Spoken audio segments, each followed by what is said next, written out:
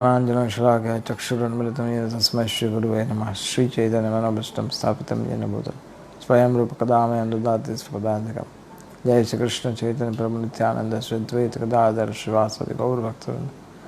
हरे कृष्ण कृष्ण कृष्ण हरे हरे, हरे राम राम राम हरे हरे।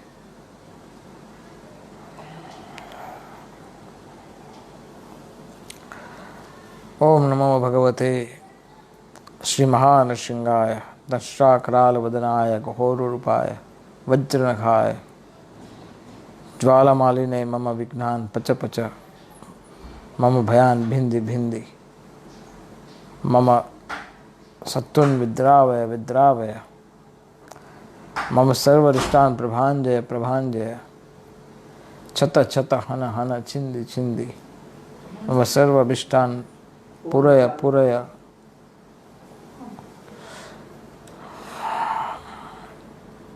माम रक्ष रक्ष हुम फट स्वाहा। This is a very special sloka, Mahamantra. Ugram Veeram Mahavishnu Jwalantam Sarvatomukham Nrishingam Bhishanam Bhadram Mrityurmrityrnamaniham. Shri Nrishinga Jai Nrishinga Jai Jai Nrishinga Palladesha Jaya Padma Mukha Padma Bringa. Om Namo Bhagavate Shri Mahanrishingaya. So, आज भगवान नृसिंहदेव का पवित्र आविर्भाव तिथि है, नृसिंह चतुर्दशी। श्री नृसिंहदेव भगवान की जय। अभी कुछ मिनटों पहले भगवान नृसिंहदेव प्रकट हुए हैं। अभी तो शायद उनका हिरण्यकशिपु के साथ युद्ध चल रहा होगा। अब हिरण्यकशिपु को वध करके फिर स्तुति होगी। भगवान नृसिंहदेव इस तरह से हर कल्प में प्रकट होते हैं। भगवान Nrisimhadeva special incarnation of the Lord. पिछली बार हमने जब आपसे चर्चा की थी कि भगवान नृसिंहदेव प्रकट हुए थे प्रहलाद की रक्षा करने के लिए। तो जिस तरह से भगवान नृसिंहदेव का क्रोध जिस दृष्टि से दिखता है, कोई व्यक्ति को क्रोध तब आता है जब कोई व्यक्ति उनके प्रियजन को कष्ट पहुंचाता है। तो भगवान नृसिंहदेव का जो क्रोध है, उसकी जो तीव्रता है, उससे आप अंदाज़ा लगा सकते हो कि प्रहलाद उनको कितने प्रिय है या फिर उनके भक्त उनको कितने प्रिय है। जब भगवान किसी गुण को, किसी लक्षण को, किसी वस्तु को प्रकट करते हैं तो वो सुप्रीमसी, उनकी जो सर्वोच्च अवस्था है उसको कायम बना के रखते हैं। जब वो क्रोध करेंगे तो अनपैरेलल, उनके जैसा कोई क्रोध कर नहीं सकता। ऐसा दिव्य क्रोध प्रस्तुत किया भगवान नृसिंहदेव। क्योंकि प्रहलाद महाराज को हिरण्यकशिपु ने पहले तो संड अमरका के द्वारा समझाने का प्रयास किया, लेकिन प्रहलाद तो ऑलरेडी समझे हुए थे। लेकिन हिरण्यकशिपु चाहते थे कि भगवान नृसिंहदेव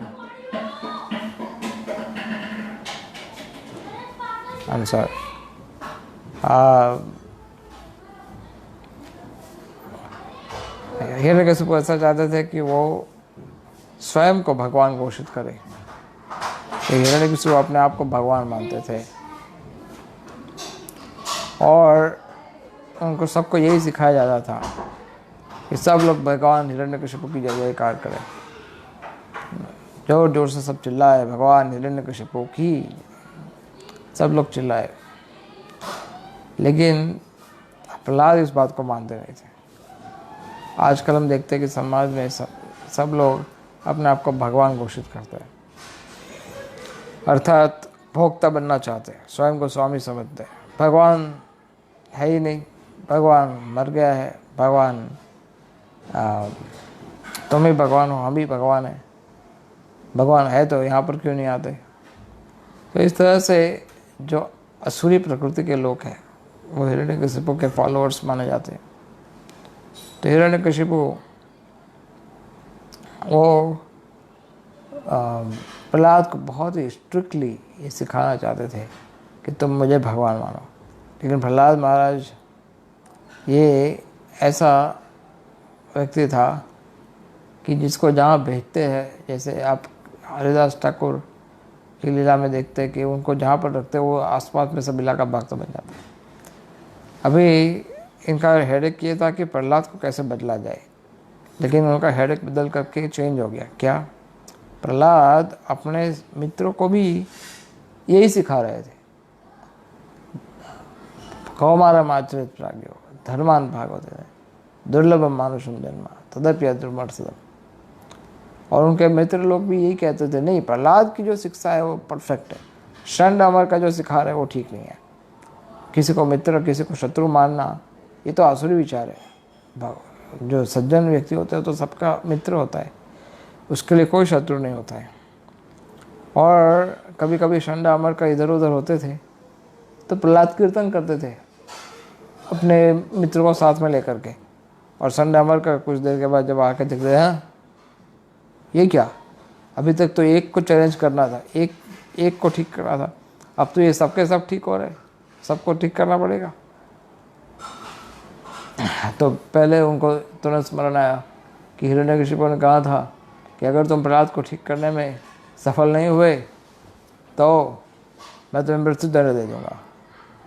तो षंड अमर का सोचने लगे, अरे ये लड़का तो हमें मरवा देगा, हम ब्राह्मण, हमारी तो कोई गलती है ही नहीं, पता नहीं है कहाँ से ये सिक्का है, कहीं ऐसा तो नहीं कि हमारे गुरुकुल में ये विष्णु के भक्त, भगवान के भक्त छुपे वेश में आते हैं और यहाँ पर प्रचार करते हैं और चले जाते हैं।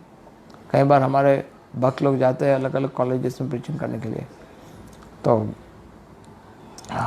कुछ लोग सोचते हैं कि इतना बड़ा परिवर्तन कैसे आया, ये व्यक्ति इतना पापी था, इतना अधम था, इतना होपलेस था, इतना अच्छा कैसे बन गया।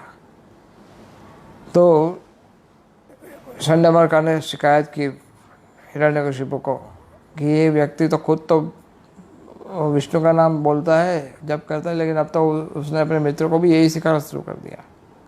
इसलिए कल आप ये मत बताना कि हमने सिखाया, ये हमने नहीं सिखाया, और ये उसको सब कहाँ से शिक्षा प्राप्त होती है इसका हमें कोई ज्ञान नहीं। तो हिरण्यकशिपु ने पूछा, बाहर से कोई आता है? नहीं, टाइट सिक्योरिटी है, आपकी ही सिक्योरिटी है। ओ, तो फिर इस बालक को ये बुद्धि आई कहाँ से?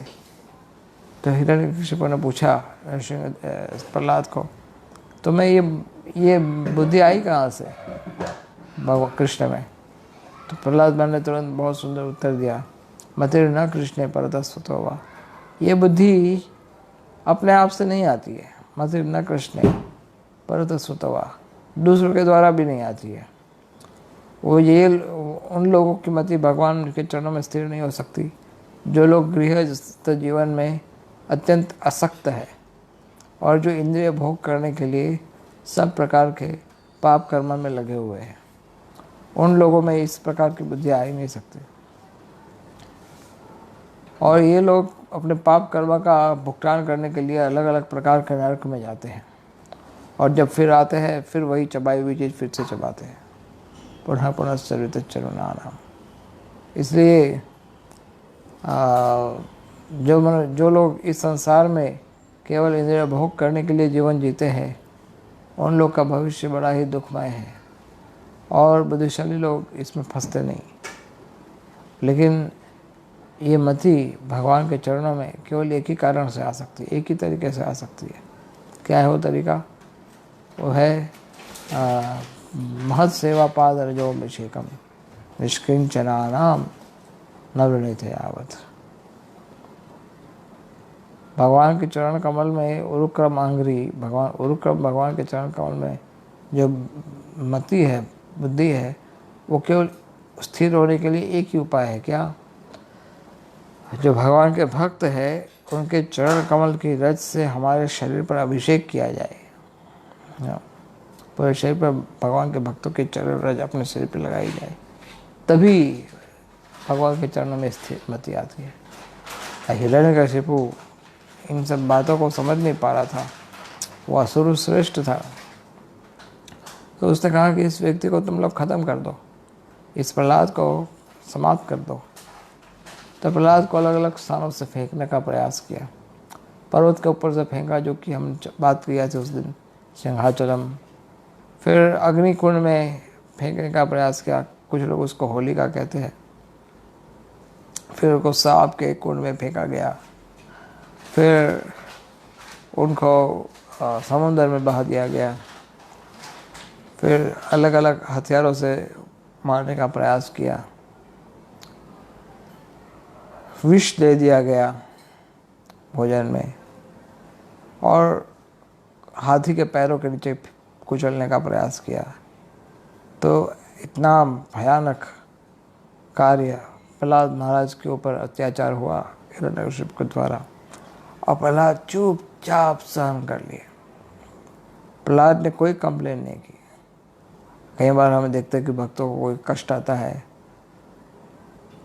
तो कई जो भक्त कमज़ोर होते हैं वो क्या कहते हैं, हाँ हमें ये सब प्रकार का कष्ट भुगतना है, हम तो आपकी सेवा कर रहे हैं, हम तो आपके लिए सब कुछ कर रहे हैं, हम तो आपके चरणों में सब कुछ समर्पित किया है, और आप हमें ही नहीं छोड़ रहे, हमारी क्या गलती है। ये कई बार कुछ लोग एक कोविड-19 से परेशान हो जाते हैं, तो सोचते हम तो भगवान की सेवा में जुड़े हुए हैं, और पाप करे कोई और भुगतेंगे हम क्यों भुगतेंगे। कभी कभी किसी को कोई कष्ट आता है भक्ति के मार्ग में, तो कहते हैं कि हमसे सहन नहीं हो रहा है, हम कैसे सहन करें, बड़ा अत्याचार हो रहा है। लेकिन हमें से कोई भी ऐसा महान अत्याचार तो सहन नहीं किया जैसे प्रहलाद ने सहन किया। प्रहलाद हमें किसी ने पर्वत के ऊपर से नहीं फेंका, ना हमें किसी ने हथियारों से मारने का प्रयास किया। ऐसा महान जो अपराध या अत्याचार है तो प्रहलाद को, और आप सोचिए कि प्रहलाद कितने बोल्ड प्रीचर थे। ये सच ए बोल्ड प्रीचर कि ऐसा भयानक अत्याचार उन पर हो रहा था, फिर भी अपने पिता के अनुयायी नहीं, अपने पिता के पास जाकर के विष्णु का गुणगान गाते थे। Just imagine the head of entire असुर साम्राज्य, उसके हेड, उसके राजा के पास जाकर के विष्णु के गुणगान। Must be a bold preacher. और कोई भय नहीं उनको, ऐसा नहीं कि ये व्यक्ति ऑलरेडी इतना मुझसे खफा है और ये मुझे ख़त्म करने पर तुला हुआ है, और फिर भी so bold, no anxiety, no fear, no अभय, निर्भयता में प्रहलाद जैसा शायद कोई और आपको मिलेगा ही नहीं। सो फियरलेस प्रहलाद। हाँ प्रभु जी, बात तो आपकी सही है, fearless. How it is possible, ये कैसे हो सकता है। Simple, just follow what Guru said. Narad मुनि ने जो कहा वो सब का पालन किया प्रहलाद महाराज ने, एंड ही इज फियरलेस। कुछ नहीं हुआ उनको। प्रहलाद महाराज को इस तरह से फेंकने का भरसक प्रयास किया, अलग अलग तरीके से मारने का प्रयास करके प्रहलाद को कुछ नहीं हुआ। अब प्रहलाद को फिर भी उनके हृदय में इतनी करुणा भरी हुई थी, प्रेम भरा हुआ था। ये केवल 5 साल का बच्चा था, इसमें इतना प्रेम, इतना भक्ति ठूस ठूस के भरा था प्रहलाद के। ऐसा माना जाता है कि असुर के घर में ऐसा प्रहलाद का जन्म कैसे हुआ। वेल, इसके साथ जुड़ी हुई कुछ कहानियाँ ऐसी भी है कि पहले कोई कल्प में प्रहलाद जिसमें ऐसा कहा गया कि वो एक साधारण गंधर्व था, और वो उसकी एक प्रेमिका थी, और इन दोनों का वो लोग विहार करने निकले और आपस में झगड़ा हो गया। और झगड़ा हुआ तो दोनों ने खाना पीना छोड़ दिया, और प्रहलाद में जो गंधर्व था उस समय, उसने खाना छोड़ दिया, पीना छोड़ दिया, और निरंतर रोता रहा। एक पत्थर था, पत्थर के जंगल में, पत्थर के ऊपर एक्चुअली नरसिंह देव का मंदिर था, वहाँ पर बैठ कर के वो पूरा रात दिन रोता रहा। और जिस दिन ये सब हुआ, फास्टिंग हुआ पूरा हुआ, वो एक्चुअली नृसिंह चतुर्दशी का दिन था। So this some stories like this in some of the Puranas कि फिर भगवान नृसिंह ने बहुत प्रसन्न हुए उसकी अज्ञानता से की कई सेवा से, उसको वरदान दिया कि you can become Prahlad. Some people से सम कुछ लोग ऐसा कहते हैं, कुछ पुराणों में ऐसा लिखा है कि प्रहलाद मतलब वन ऑफ द द्वारपाल, ऐसा भी कहा गया है। उनका पूर्व जन्म में उनका नाम था सुमुखा, ऐसा भी कहीं पर कुछ पुराण में है, somewhere it is mention, don't know exactly where, but well जो भी है, कोई ऐसा भी बताया गया है शास्त्र में कि जब प्रहलाद प्रकट होने वाले थे, उसके पहले जब गर्भाधान कायादु का होने वाला था, तो हिरण्यकशिपु हिरण्याक्ष का प्रतिशोध लेने के लिए, तपस्या करने के लिए जब हिरण्यकशिपु गए, तो जब तपस्या करने गए तो नारद मुनि ने सोचा कि इसका बेटा प्रहलाद भक्त तभी हो सकता है जब ये गर्भ देने के टाइम पर भगवान का चिंतन करे, तो क्या किया जा सकता है। तो वो सोच रहे थे, तो उन्होंने एक पक्षी का रूप ले लिया, और जब तपस्या करना शुरू किया हिरण्यकशिपु ने, तो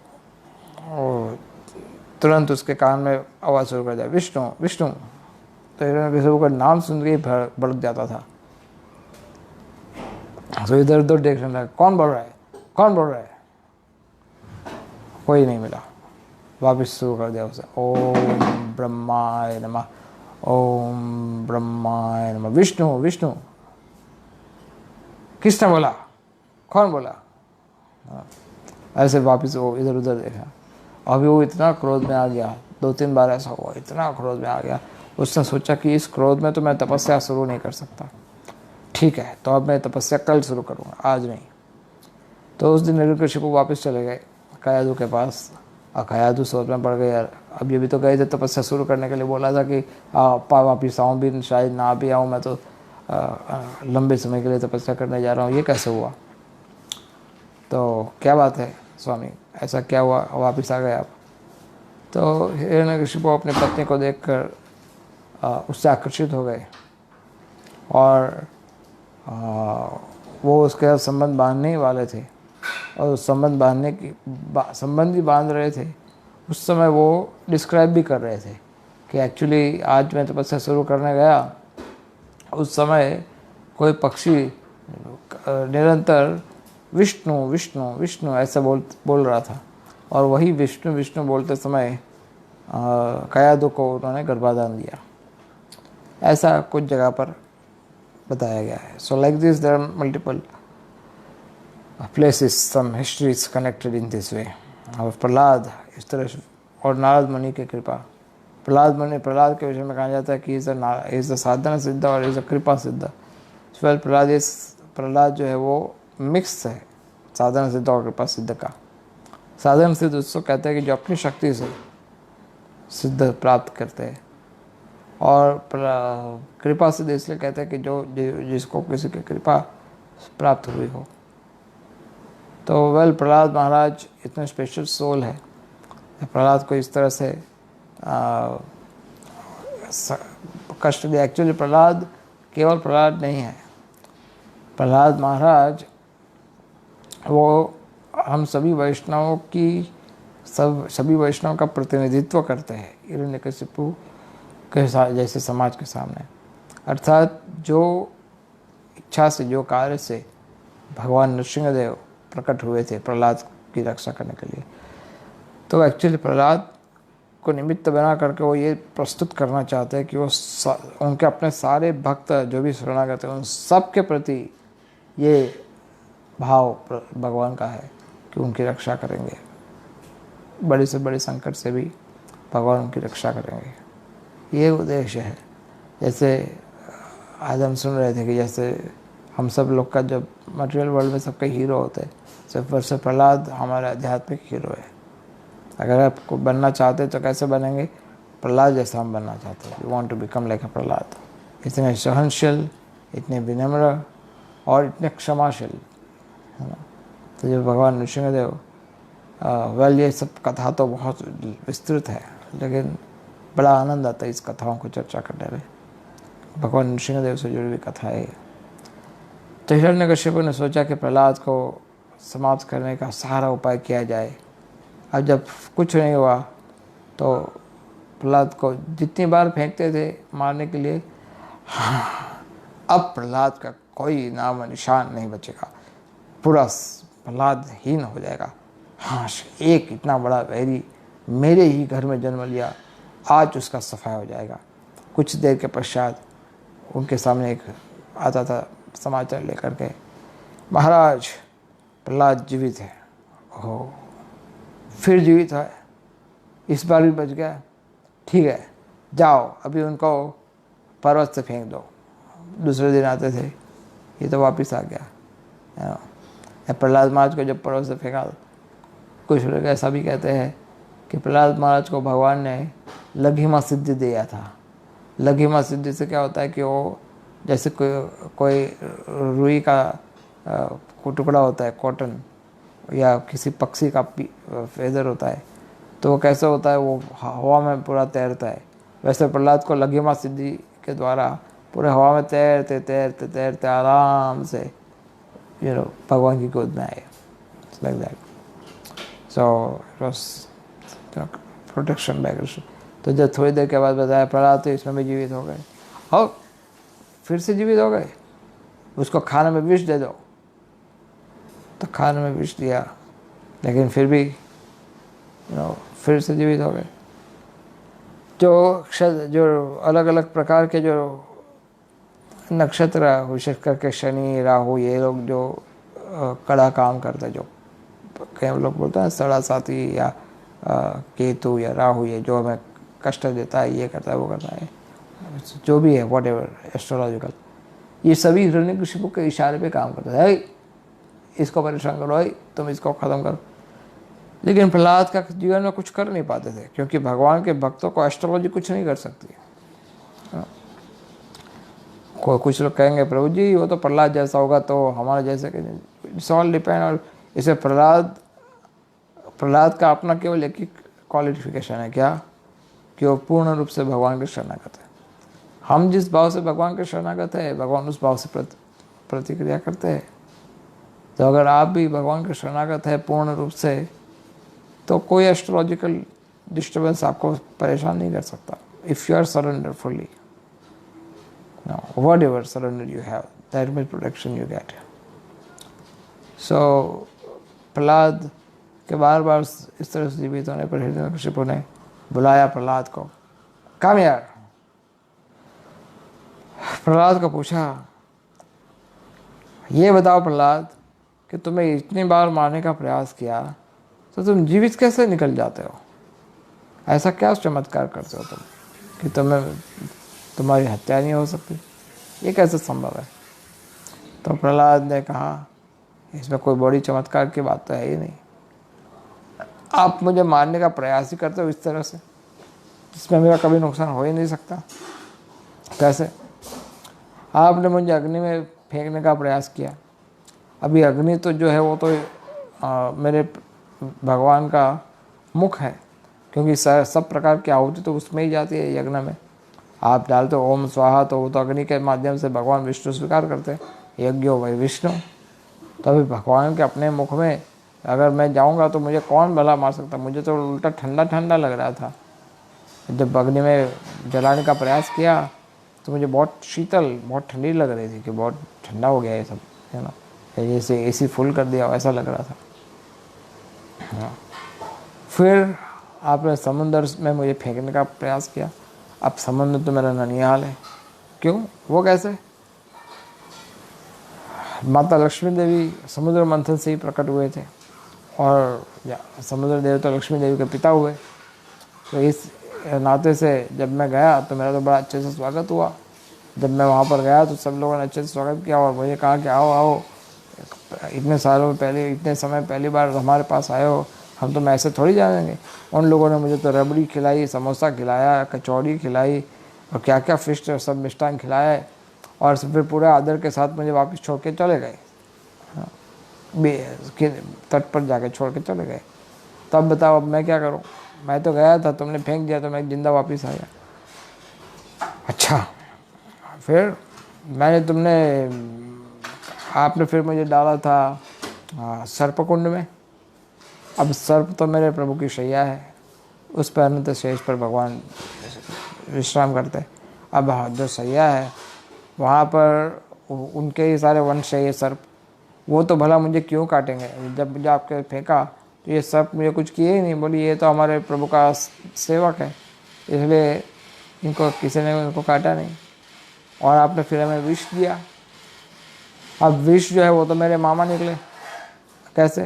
क्योंकि विष भी तो समुद्र मंथन से ही प्रकट हुआ था, तो समुद्र देव विष का पिता हुआ, और इस हिसाब से लक्ष्मी देवी मेरी माता है, तो उसका वो लक्ष्मी देवी का भाई हुआ, और इस हिसाब से वो मेरे मामा निकले।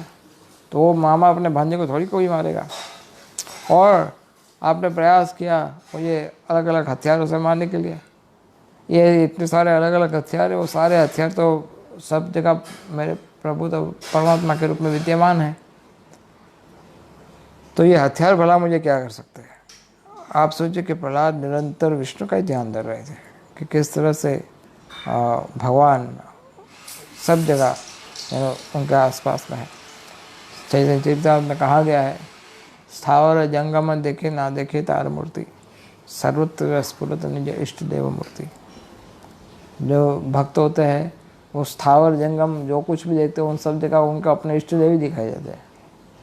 तो प्रहलाद महाराज का ये विज़न था, this was a solid transcendental vision that he was watching everything in connection with Krishna.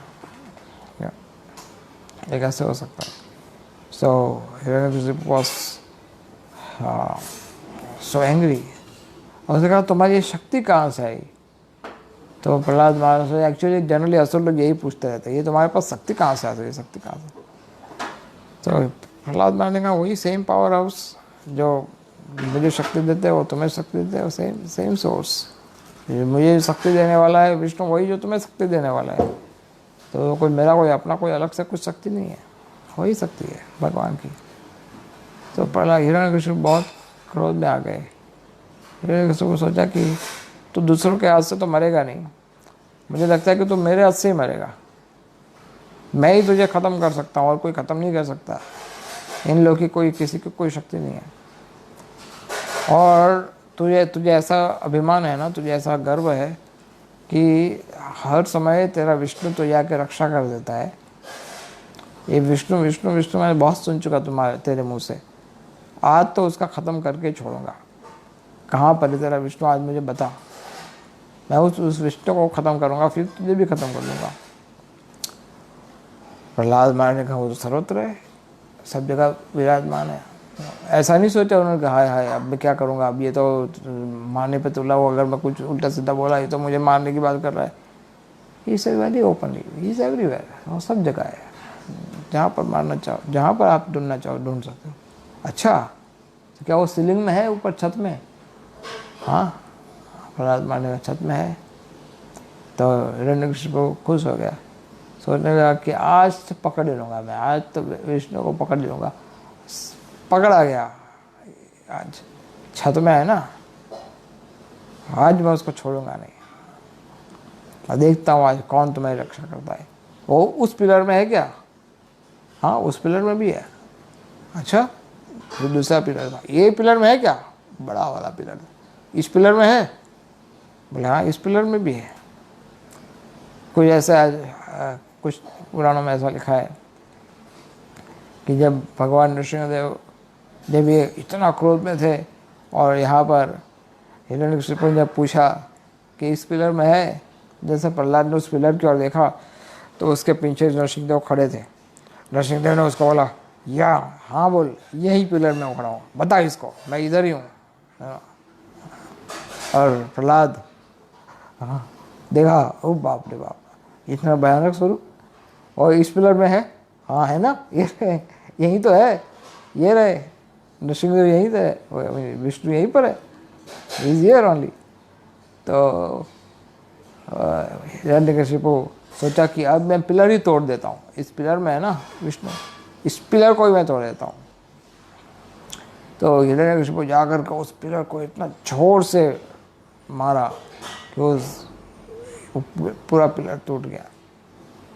हाँ, और उस पिलर में से इतनी भयानक गर्जना हुई, इतनी भयानक गर्जना।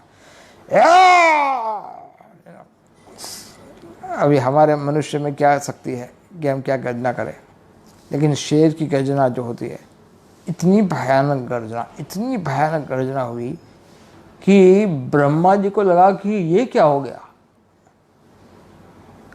आकाश में इंद्र अपने आसन से गिर गए, जो लोग विमान में थे वो विमान में से गिर गए, सब लोग भयभीत हो गए कि इतनी बड़ी गर्जना। सबके हार्ट बीट्स बढ़ गए, सब लोग रक्षा करो रक्षा करो, रक्षमाम रक्षमाम, हे प्रभु रक्षमाम। सब लोग सब देवता, ब्रह्मा, सारे ऋषि मुनि सब प्रार्थना करने लगे कि इतना महान भयानक आवाज कहाँ से आया, मानो ऐसा कोई प्रलय होने वाला हो। ये नहीं सोच रहा कि केवल आसपास के कुछ लोग, सारे ब्रह्मांड में जितने लोग हैं सबके सब भयभीत हो गए, सबके सब। ये नृसिंह देव का क्रोध है, कोई साधारण व्यक्ति नहीं है, भगवान नृसिंह देव का क्रोध है। और इतना तोड़ फाड़ करके पूरा बिखेर करके ये पूरा खंबे को इतना मिलो मिलो तक उसका टुकड़े उछल कर गिरे, और भगवान नृसिंह देव प्रकट हुए वहाँ से। और उनका वर्णन है कि वो इतने विशाल काय थे, इतने विशाल काय, ह्यूज, जैसे हम बता रहे थे आपको, स्वर्ग सब आकाश में बादल को बिखेर कर देते थे, इतना भयानक, इतना ऊंचा उनका स्वरूप नृसिंहदेव का। और ढूंढ रहे थे कहाँ गया वो, कहाँ गया वो दुष्ट, कहाँ गया वो। मच्छर जैसा दिख रहा था उनके सामने। लेकिन श्रीमद् भागवत में कहा गया है कि सत्यम विधातु निज वृत्ति भाषितम, सत्यम विधातु, अपने वृत्ति अर्थात अपने दास, अपने सेवक का वचन सत्य करने के लिए, सत्यम विधातु निज वृत्ति भाषितम, अपने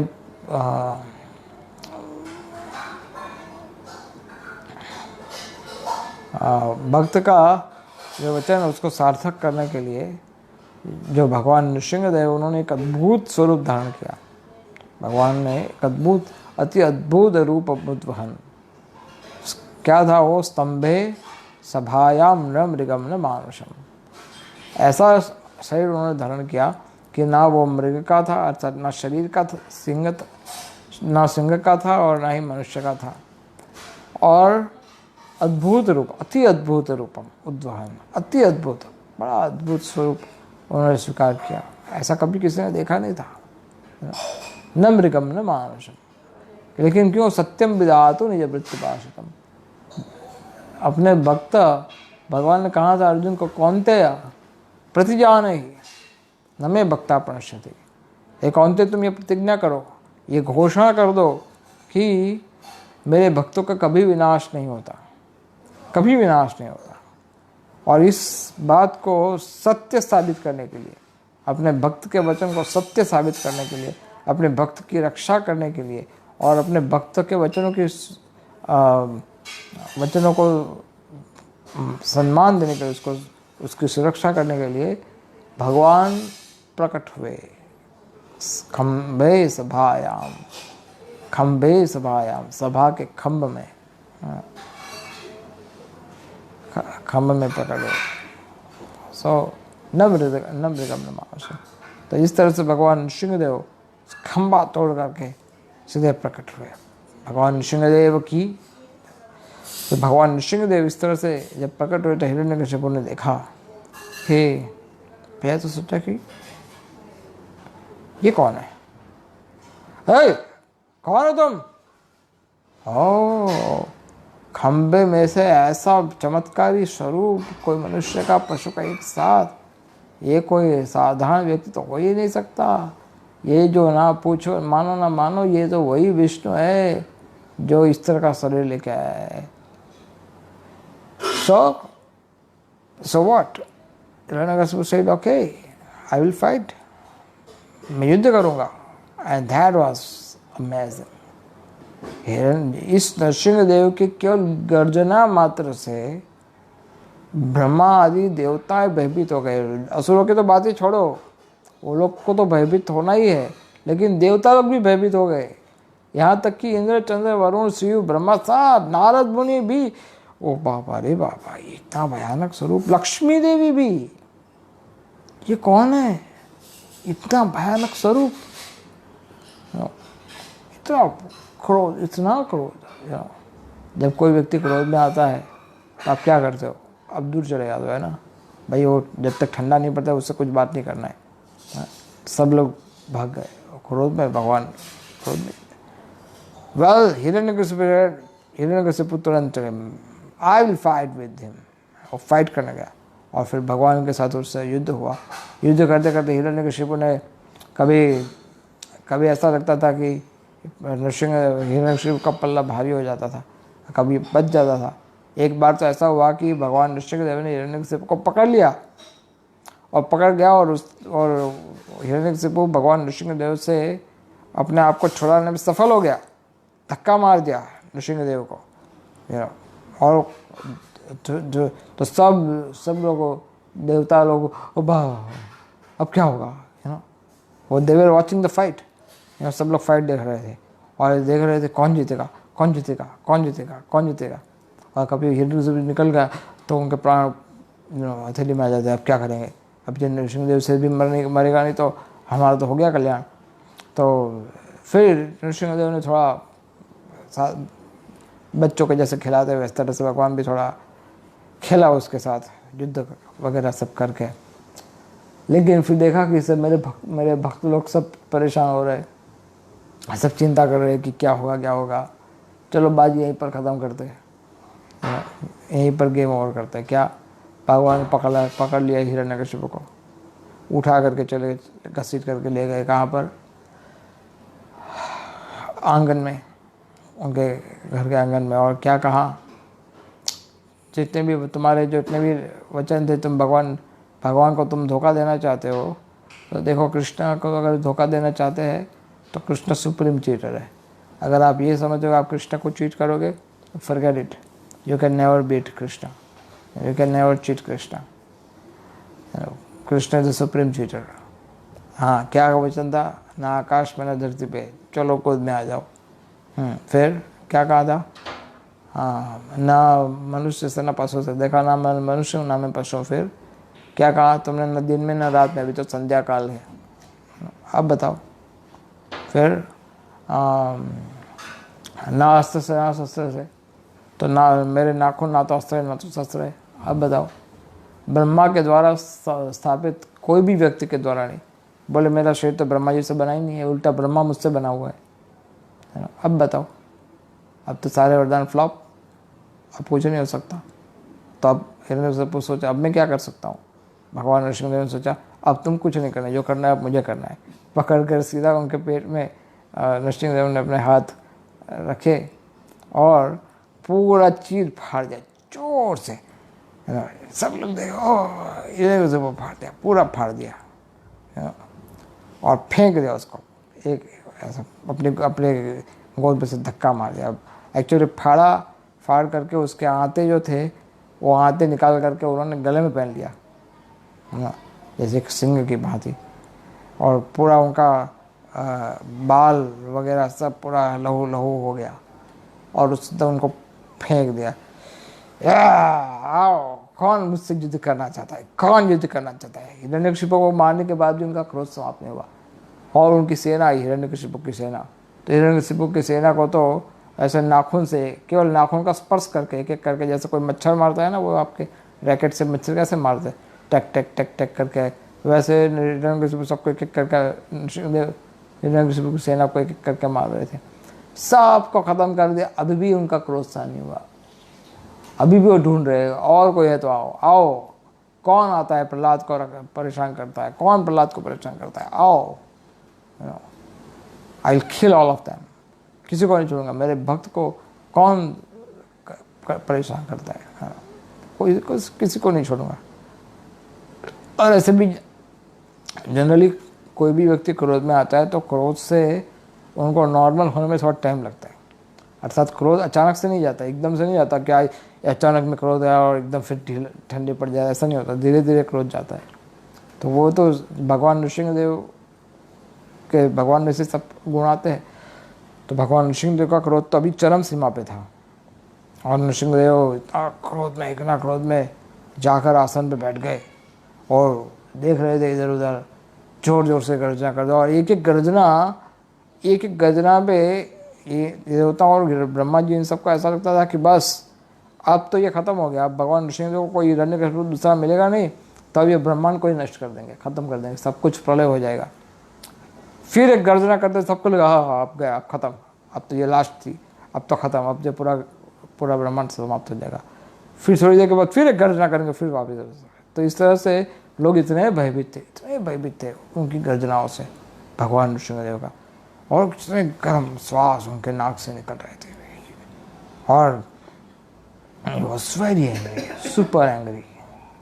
अब बात हुई का कौन जाएगा प्रहलाद नृसिंहदेव के पास, कौन जाएगा उनको ठंडा करने के लिए। तो सब लोगों ने पहले इंद्र को बोला तुम जाओ, ब्रह्मा जी ने बोला इंद्र को तुम जाओ। इंद्र बोला मैं कैसे जाऊंगा, मेरे सारे शरीर पर तो आँखें हैं, वो तो उनको देगी, ये दो आँख से नहीं देख सकती, इतनी सारी आँखें क्या देखेगी, ऐसे ही जल जाएगी, मैं नहीं जा सकता, सॉरी। तो शिव जी को बोला तुम जाओ। बोले मैं प्रलय करने वाला हूँ लेकिन यहाँ तो मेरा ही प्रलय हो जाएगा, मैं इनको देखता हूँ तो मुझे डर लगता है, मैं नहीं जा सकता, मेरे 3 आँखें ऊपर से, मैं ये नहीं कार्य कर सकता। लक्ष्मी देवी को कहा तुम जाओ, तुम्हारी तो पत्नी, तुम तो उनका पत्नी है, तुम्हें देख के तो ऐसे ही।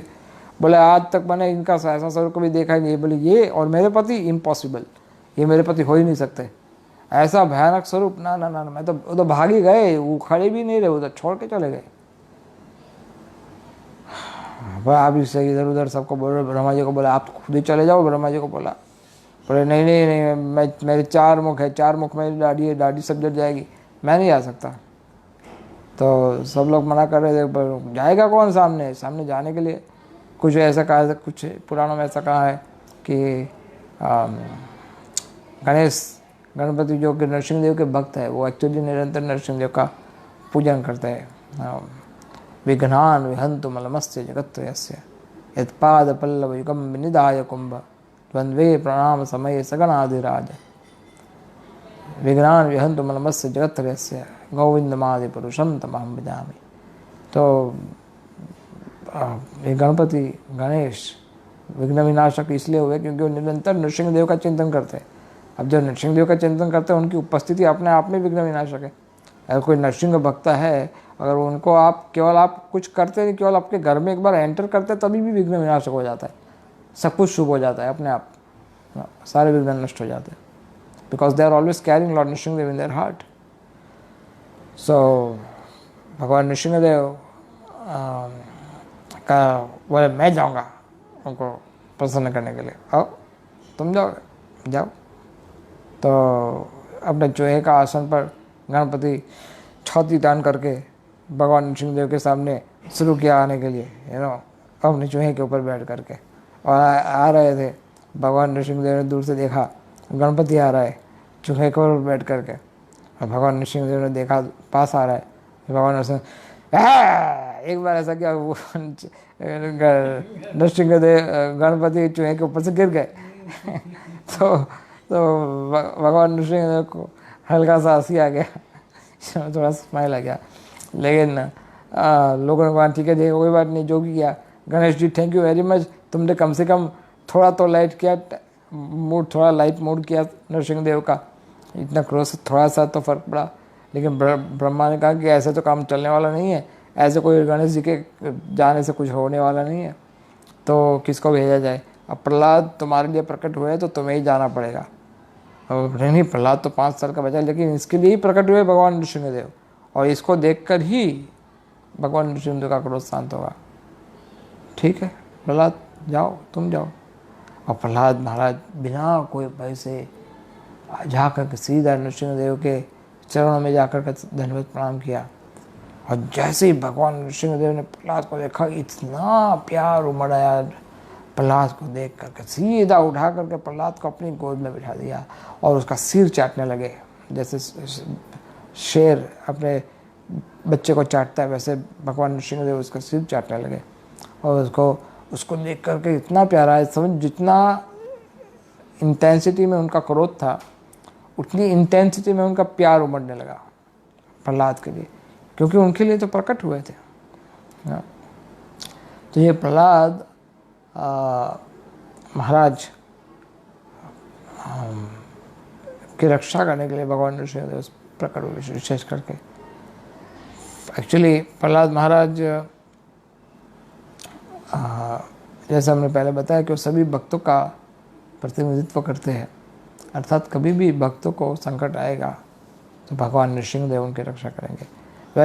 इनमें से कई कथाएं तो आपने ऑलरेडी सुनी चुकी है, तो हम तो ये केवल आज इसलिए ये सब कथा भी आपके साथ चर्चा कर रहे थे कि इसको वर्णन करने में बड़ा मज़ा आता है, सुनने में बड़ा मज़ा आता है, बड़ा आनंद आता है। और आज का ये स्पेशल दिन है कि जब भगवान नृसिंहदेव प्रकट हुए हैं, तो इसलिए हमने ये कुछ नृसिंहदेव की कथा से कुछ पॉइंट्स आपके साथ डिस्कस किए। कल हमने बहुत सारे नृसिंहदेव के विग्रहों के विषय में बताया था, लेकिन आज मेरा जो सबसे प्रिय विग्रह है और जो हमारे मायापुर में विराजमान है भगवान नृसिंहदेव, और इस्कॉन के जितने भी अंतर्राष्ट्रीय भक्त हैं, सभी भक्तों के सबसे जो प्रिय मूर्ति भगवान नृसिंहदेव की जो सबके ऑल्टर में विराजमान है आज, सबके घरों में। शायद ही कोई ऐसा घर होगा भक्त का कि जिसमें मायापुर के भगवान नृसिंहदेव की फ़ोटो या मूर्ति ना हो, फ़ोटो या उनका स्वरूप ना हो। Hardly you will find any place. Just imagine, so famous and so much loved by his devotees. It's very special form. तो हम सोच रहे थे संक्षेप में आपको इसके विषय में चर्चा करें। तो एक्चुअली भगवान नृसिंहदेव को प्रकट करने का उद्देश्य मायापुर में यही था कि सब प्रकार के संकटों से रक्षा हुए। जब प्रभुपाद जब 1970 में प्रभुपाद जब इस्कॉन की जब स्थापना हुआ तो उस समय तो प्रभुपाद जी ने नृसिंह प्रेयर नृसिंह स्तुति करने का उसका आदेश भक्तों को नहीं दिया था। लेकिन फिर जैसे जैसे प्रचार बढ़ता गया और प्रभुपाद जी ने देखा कि भक्तों के सामने संकट आ रहे हैं, उनको समस्याएं आ रही है, इसलिए फिर प्रभुपाद जी ने कहा कि अब तुम नमस्ते नृसिंहाय प्रेयर जो है वो हम गाएंगे at the end of today's talk. Nrisimha prayer आप सब भक्त लोग गाइए, ऐसा प्रभुपाद जी ने सब भक्तों को सुझाव दिया। और तब से नृसिंह प्रेयर अभी देखा जा रहा है, लेकिन कि नृसिंह प्रेयर का इंटेंसिटी बढ़ता जा रहा है। जैसे जैसे कलयुग बढ़ता जाता है वैसे वैसे भक्तों के संकट भी बढ़ते जाते हैं। जैसे प्रचार बढ़ता जाता है वैसे संकट बढ़ता जाता है। तो भक्तों को अब नृसिंहदेव को दिन में 10 बार आवश्यकता पड़ती है कि हे प्रभु रक्षा कीजिए, हे नृसिंहदेव, हे नृसिंहदेव रक्षा कीजिए। सो भगवान नृसिंहदेव रक्षा करने के लिए प्रकट हुए हैं। और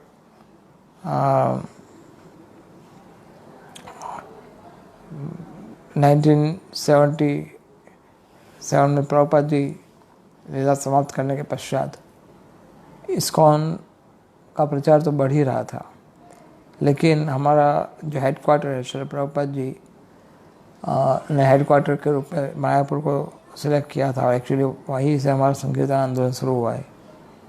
तो प्रभुपाद जी का इच्छा था कि वहाँ पर बड़ा विशाल मंदिर बने,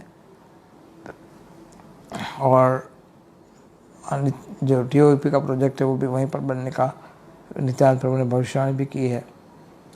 तो अभी ऑलमोस्ट बन चुका है। तो प्रभुपाद के जाने के कुछ साल बाद करीब 1984 में मार्च महीने में एक ऐसे तो निरंतर कभी ना कोई आजकल तो मायापुर आपको लगता है कि बड़ा फैल गया है और सब कुछ मॉडर्न हो गया और काफ़ी अच्छा है, लेकिन उस समय 1980s में वहाँ पर बहुत प्रॉब्लम होते थे। कभी ना कभी रात को आक्रमण होता था, कुछ डाकू लोग आते थे, कभी कोई चोर आ जाता था। उन लोग को ऐसा था कि ये लोग विदेशी लोग हैं, इनके पास बहुत पैसा होगा। तो और दूसरा एक समस्या ये भी था कि आसपास में बहुत सारे वहाँ के जो लोकल लोग थे, जो मुस्लिम समुदाय के थे, वो लोग ऐसा सोचते थे कि इन लोग को यहाँ पर रखेंगे तो हमारी समस्या बढ़ जाएगी, इसलिए ये लोग ज़मीन सब हमारी ले लेंगे तो हमारे पास कुछ बचेगा नहीं। तो इनको सब ये विदेशियों को हटाओ भगाओ यहाँ से मार पीट करके। तो विशेष करके डाकू लोग आते थे। तो ऐसे तो कई बार डाकू लोग आए, लेकिन बाद में एक दिन ऐसा हुआ कि रात को 12 साढ़े 12 के बीच करीब डाकुओं का आक्रमण हुआ बहुत सारे। और ये लोग इस बार तो आए थे पूरा गन और हैंड ग्रेनेड्स वो सब लेकर के आए थे और आक्रमण किया आधी रात को। तो सब भक्त लोग अचानक से चौंकन भाग दौड़ मच गई। भक्त लोग बोले कि आक्रमण हुआ है। सब लोगों ने पहले तो मंदिर के दरवाजे को कस के बंद किए थे, लेकिन फायरिंग होना शुरू हो गया था, फायरिंग रात के समय में। तो इसमें हमारे एक प्रभुपाद जी के सन्यासी शिष्य है अभी, उनके पाँव में भी गोली लगी थी और उनका पाँव काटना पड़ा था। हिज होलीनेस भक्ति राघव गोस्वामी, उनका पाँव काटना पड़ा था। और भी कई भक्तों को इंजरी हुई थी। और इन लोग का भक्तों का मुख्य उद्देश्य ये था कि हमारे मंदिर के जो विग्रह है उनको कुछ ना हो, बाकी सब तो ठीक है, लेकिन विग्रहों को कुछ नहीं होना चाहिए। ये लोग पता नहीं क्या कर देंगे। अब मंदिर में खुला बॉम्ब फेंकते थे, ऐसे मंदिर के गेट में से ऐसे खुला बॉम्ब फेंकते थे। और जैसे मानो तो ये जब हुआ समस्या, तो भक्त लोगों ने मंदिर के ऑल्टर के पास सुरक्षा करने के लिए, लेकिन वहाँ पर भी बड़ी मारपीट हुई। और अंत में इन लोगों ने और कुछ तो नहीं, लेकिन प्रभुपाद का मूर्ति चोरी किया और राधा रानी का मूर्ति चोरी किया राधा माधव ऑल्टर से। बहुत सुंदर मूर्ति था, लेकिन प्रभुपाद के मूर्ति को तो इन्होंने कैसे भी करके वापस लिया भक्तों ने बाद में, लेकिन राधा रानी का मूर्ति नहीं मिला वापस। ये दोनों मूर्ति चोरी करके चले गए। तो बहुत दुख हुआ भक्तों को। और बाद में सब समस्या थी कि क्या किया जाए। सब भक्तों के मन में बड़ी परेशानी थी। सब लोग मीटिंग किए कि अब क्या किया जाए इसको सॉल्यूशन करने के लिए। तो उस समय जो को डायरेक्टर थे उस समय Bhavananda Prabhu, so he was that time Bhavananda Swami. So Bhavananda Prabhu उन्होंने भक्तों के बीच में ये बात बताई कि कुछ दिन पहले मुझे एक सपना आया था और सपने में मैंने देखा कि इस तरह से डाकुओं का अटैक हुआ है हम पर, और भगवान नरसिंह देव वहाँ प्रकट हुए और सबको एक एक करके ख़त्म कर रहे हैं, एक एक करके मार रहे हैं।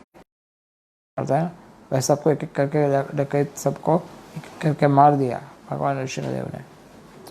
तो ये सब रेगुलर जो प्रॉब्लम्स आते हैं, इसका एक ही सॉल्यूशन हो सकता है, क्या कि हम भगवान नरसिंह देव के विग्रह की स्थापना करें यहाँ पर। तो भक्त लोग पहले तो सोचे कि कैसे करें, तो फिर आपस में चर्चा हुई कि जब ऐसा नहीं कि इस्कॉन के भक्तों को परेशानी का सामना करना पड़ता है, लेकिन भक्तिविनोद ठाकुर और भक्तिदान सरस्वती के समय पर जब ये डाकू लोग योगा पिच पर आक्रमण करते थे, तो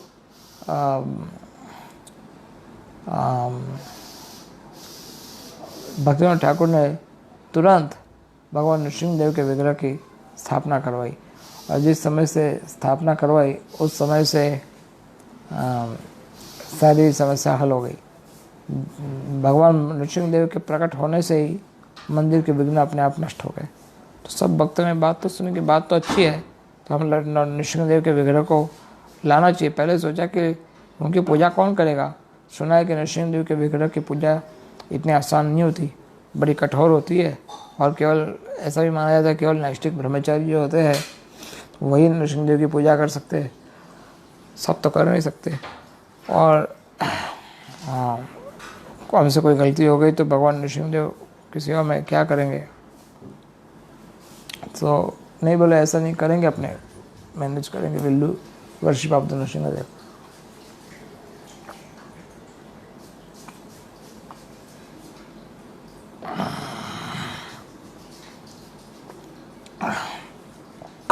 सो दो भक्तों को चुना कि आप कैसा स्वरूप हमें चाहिए, ऐसा स्केच बनाइए। तो इन लोगों ने स्केच बनाना शुरू किया और उन्होंने कलकत्ता में बात किया भक्तों से, भाई आप हमारे कुछ सहायता कर सकते हो, कुछ डोनेशन की आवश्यकता है, हमें यहाँ पर भगवान नृसिंहदेव के विग्रह को स्थापित करना है, उसमें बहुत खर्चा भी होगा। सो सब भक्त तुरंत सब तैयार हो गए, यस यस यस, हम तैयार है डोनेशन देने के लिए, हम तैयार है डोनेशन देने के लिए, भगवान नृसिंहदेव को स्थापित किया जाए। सो ये तो तय हो गया कि भगवान नृसिंहदेव को स्थापित किया जाए। लेकिन बाद में अब ये स्केच बन ही रहे थे, लेकिन डिवोटीज स्केच करे तो उन्होंने कहा कि मेरे माइंड में भी कुछ स्केच है। तो उन्होंने जो अपने सपना में उन्होंने देखा था वो सब बोला कि ऐसा होना चाहिए, ऐसा होना चाहिए, ऐसा। तो हमारे एक भगत है आत्म तत्व प्रभु प्रभुपाद के डिसाइपल, वो इसमें उस समय उपस्थित थे। उन्होंने बोला मैं स्केच क्रिएट कर सकता हूँ, और पंकजांगी प्रभु को कहा कि तुम सेवा करोगे, भगवान नृसिंहदेव को अगर हम यहाँ पर लाते हैं तुम उनकी पूजा करोगे। तो ये से रोके हम पूजा करेंगे। तो कुछ समय के बाद उन्होंने स्केच तैयार किया और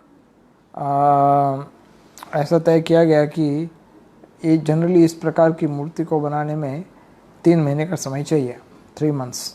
तो बोले बड़ा अच्छा है, 84 में बात हुई, मीटिंग हुई, तो अपने 3 महीने के बाद नृसिंहदेव की मूर्ति को स्थापित कर देंगे। तो हमारे जो भक्त है वो गए वहाँ पर, Atma Tattva Prabhu, he went to South India, और वहाँ पर गए, जा कर के वो जो नंबर 1 स्थपति अर्थात जो शिल्पी उनसे मिले, जो वहाँ का सबसे प्रसिद्ध और सबसे पुराना, सबसे होशियार, उनके पास जाकर के उनको मिले। तो कहा कि हमें भगवान नृसिंहदेव की मूर्ति बनानी है। वो व्यक्ति इतना एक्सपर्ट था कि वो केवल मूर्ति नहीं बनाता, वो मंदिर की डिज़ाइन भी बताता था कि इस प्रकार से मंदिर होना चाहिए, इस प्रकार का मंदिर में इतनी इतनी चीज़ होनी चाहिए। बहुत एक्सपर्ट था, बहुत ही एक्सपीरियंस पर्सन था। तो उन्होंने बताया कि हमें इस प्रकार की नरसिंहदेव की मूर्ति स्थापित करना है। और जैसे ही उन्होंने स्केच देखा, बोले ये स्केच, ये मूर्ति, सॉरी ये मैं नहीं बना सकता। तो बोले कि नहीं बना सकते, क्यों नहीं बना सकते, बोले ये उग्र नृसिंह है। बोले नहीं सॉरी मैं नहीं बना सकता। तो कोई बात नहीं, दूसरे के पास जाते, तो पूरे आसपास में सबके पास अलग अलग जगह जाकर के भाई ये मूर्ति बनाए, सब ने मना कर दिया, सब बोले हमसे कुछ नहीं होगा। तो किसी ने कहा कि भाई ऐसा करो कि तुम जो ओरिजिनल शपथ पहले गए, बोले वो व्यक्ति बना सकता है तो बना सकता है, बोले ये एक्सपीरियंस पर्सन, हम नहीं बना सकते ये काम, ये मूर्ति हम नहीं बना सकते। तो वो वापस उनके पास गए कि आप मेरे लिए मूर्ति बना दीजिए। तो पहले से ही मना कर दिया कि सॉरी ये मूर्ति मैं नहीं बना सकता, ये मूर्ति मैं नहीं बना सकता, आप मेरा पीछा छोड़िए, मुझसे नहीं होगा, ये काम मैं नहीं कर सकता। I mean there is nothing to discuss in this. आप खामखा मेरे पास आते हो डिस्कस करने के लिए, लेकिन मैं कुछ कर नहीं सकता इसमें, ये मूर्ति मैं नहीं बना सकता। अभी ऐसे करते करते 6 महीने निकल गए, मूर्ति बनाना ही, अभी तो शपथ मना ही नहीं बोला है, 6 महीने ऐसे ही निकल गए। मूर्ति इतने सब प्रयास किए, बार बार उनको बोले तो मना करते गए, सब मना कर दिए। सब लोग परेशान थे कि अब क्या किया जाए, ये तो मना ही कर रहे, तो क्या भगवान नृसिंहदेव यहाँ प्रकट होना नहीं चाहते।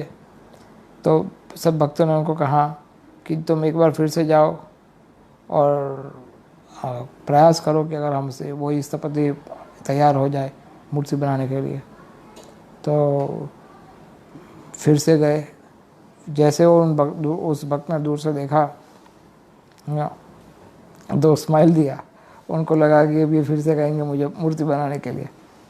तो जैसे वो आए तो उन्होंने कहा कि वो भगवान नृसिंहदेव बोला आप मेरे साथ आइए, चलिए बैठिए, बिठाया, बैठ, अब सब अच्छा सा स्वागत, पानी वानी दिया अच्छे से, फिर बोले आप बैठो 1 मिनट। फिर अंदर से जा कर के कोई ग्रंथ लेकर के आए, स्थपति ग्रंथ लेकर के सीधा खोला, बोले ये ग्रंथ है, ये हमारा गाइड है, जो भी स्थपति ये सब शास्त्र को फॉलो करते हैं हम लोग, ये शास्त्र है, ये वेदों में से आता है।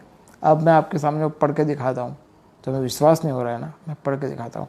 तो उन्होंने शिल्प शास्त्र खोला और शिल्प शास्त्र खोल करके उन्होंने अलग अलग भगवान के अलग अलग स्वरूपों की मूर्तियों के विषय में बताया कि ये विग्रह बनता है, ये विग्रह बनता है। आप बताओ नरसिंह देव का, अपने नरसिंह देव का पर्टिकुलर चैप्टर खोलते हैं, नरसिंह देव का खोला, शास्त्र में क्या लिखा है, नरसिंह देव के विषय में जब पूरा बताया तो फिर उन्होंने वर्णन शुरू किया, श्लोकों का वर्णन, कि वो बड़े अग्निमय होंगे, उनकी ज्वालामय, राइट, यस, और वो ऐसे ऐसे ढूंढ रहे हैं हिरण्यकशिपु को। सो इसे यस ऐसे ही चाहिए, बोले वो जो घुटनों से बैंड होने चाहिए, राइट, घुटनों के झुके हुए होने चाहिए।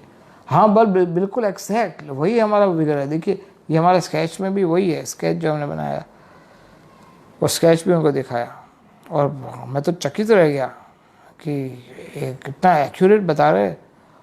और बोले ये विग्रह जो है ये आता है उग्र नृसिंह में, और बस खुश हो गए कि ये तो तुम जो सोच के बना के लेके आए हो रफ था स्केच, तो बोले तुम जो बना के लेके आए हो वो तो शास्त्र में है ऑलरेडी, एक काम करो मैं तुम्हें इसका स्केच अपने हिसाब से बना करके देता हूँ कि जो शास्त्र में लिखा है ना कि जैसा मूर्ति कैसा होना चाहिए, तो मैं तुम्हें अपने हिसाब से एक स्केच बना करके बताता हूँ और फिर वो स्केच देखना और फिर तुम मुझे बताना। हाँ, सो उन्होंने उसका पूरा गाइडलाइन के आधार पर उन्होंने पूरा स्केच बनाया। तो पहले मना तो किया था, बोले स्केच बनाएंगे जो भी करेंगे लेकिन मूर्ति तो नहीं बनेगी, तुम रह सकते हो इधर हमारे यहाँ रहो, लेकिन मैं उसका स्केच 7 दिन बना, 7 दिन तक तो स्केच ही बना रहे थे मूर्ति का, और पूरा 7 दिन के बाद ये स्केच बनाया पूरा आउटलाइन और फिर दिखाया कि देखो इज दिस योर विग्रह, ऐसा तुम जाते हो, हाँ एग्जैक्टली यही चाहिए हमें स्केच। तो बोले अगर तुम्हें समस्या तो कोई प्रॉब्लम ना हो, भले तुम बना नहीं सकते लेकिन ये स्केच तुम मुझे दे सकते हो जो तुमने बनाया है, ये स्केच मैं रखना चाहता हूँ अपने पास एक कॉपी। तो बोले हाँ रखो, मुझे क्या है, मैं तो मना किया, मैं तो नहीं बना सकता। तो स्केच दे दिया उनको। तो स्केच लेकर के हमारे मंदिर मायापुर में वापस आए, दिखाया सब भक्तों को, सब भक्त लोग कितना प्रसन्न हो गए, कितना सुंदर स्केच, कितना सुंदर, यही मूर्ति हमें चाहिए, ऐसा ही मूर्ति चाहिए, यही मूर्ति हमें बना के दीजिए।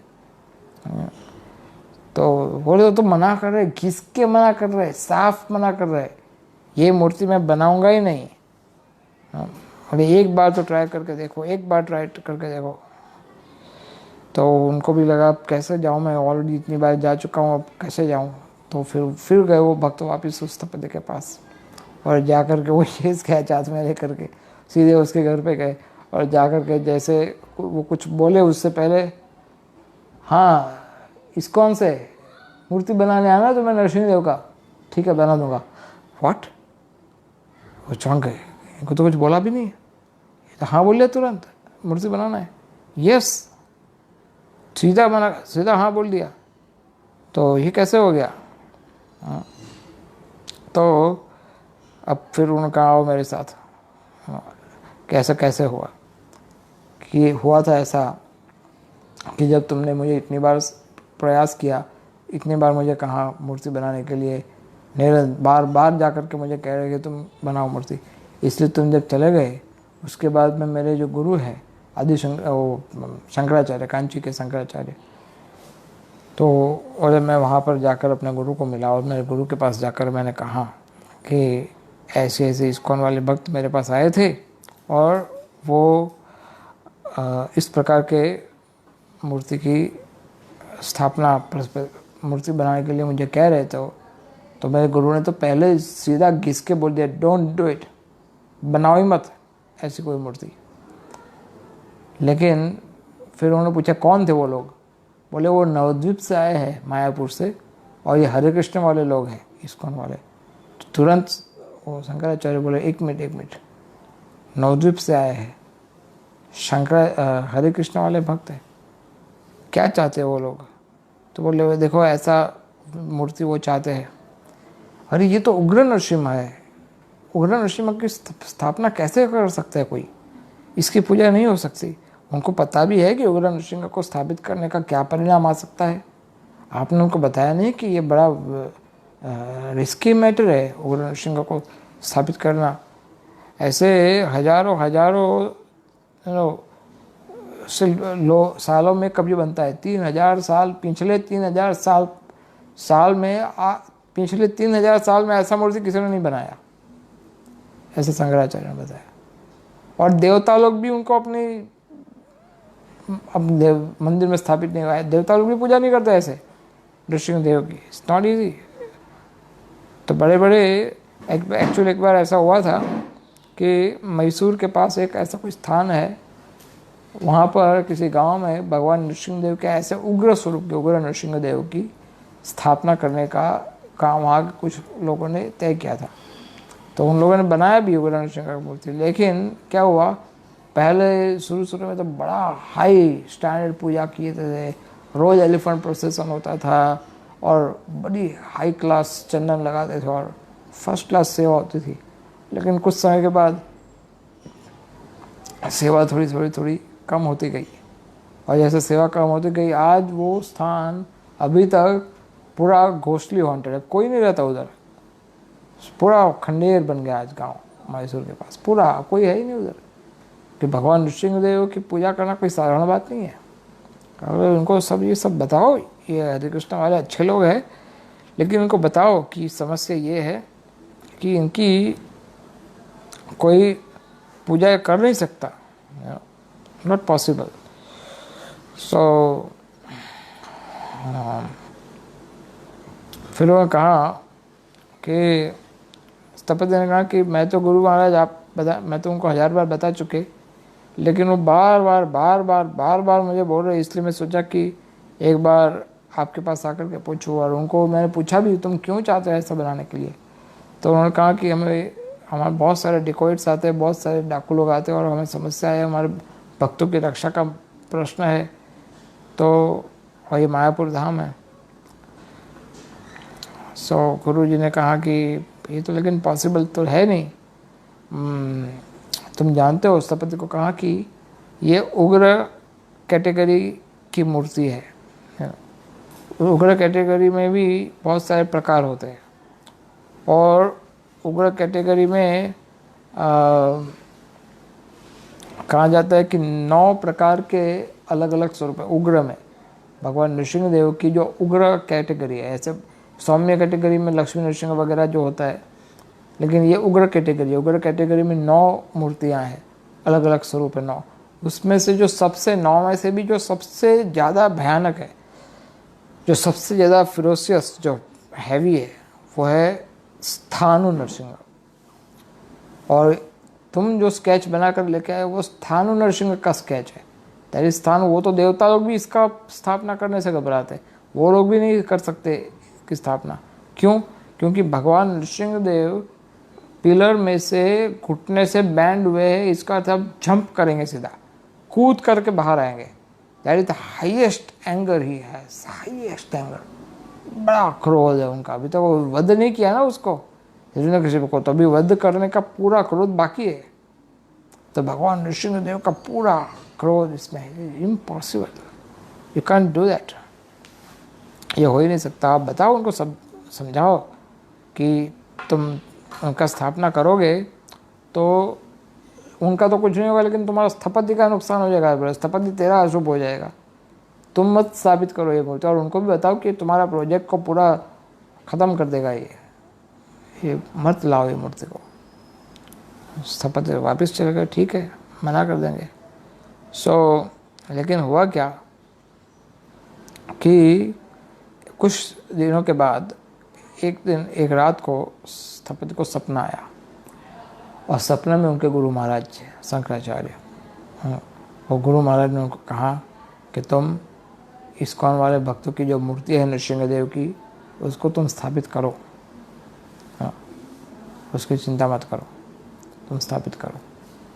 और जब मैं उठा तो मैं उठा तो सुबह मैं सोच रहा था कि क्या था, ये सपना था क्या था। वहाँ पर मुझे पोस्ट आई कि शंकराचार्य का द्वारा भेजा गया एक लेटर हाथ में आया। तो वो लेटर मैं खोल के देखा तो लेटर में पूरा लिखा था कि गाइडलाइन देते थे, मंदिर इस तरह से होना चाहिए, ये सब होना चाहिए। और एकदम लास्ट में नीचे एक लाइन में लिखा था कि तुम इस्कॉन का ये जो नृसिंहदेव मूर्ति बनाने का जो प्रस्ताव है उसको स्वीकार कर लो तो बना सकते हो, no problem. I got the permission from the lord, you can get it, you can do it, तुम ये बना सकते हो भगवान नृसिंहदेव का मूर्ति। उसका एक रीज़न ये भी बताया कि मायापुर धाम जो है वो औदार्य धाम है, और यहाँ की जो प्रतिभा मूर्ति है वो है चैतन्य महाप्रभु, अर्थात उदार, बड़ी करुणा है उनके हृदय में। तो भगवान नृसिंहदेव जितनी मात्रा में वो क्रोध है उनका, उतनी मात्रा में उनका औदार्य प्रकट होगा जब वो मायापुर आएंगे तब। अब यहाँ पर औदार्य जो करुणा है, जो क्रोध है, वो तो सुप्रीम लेवल पर है।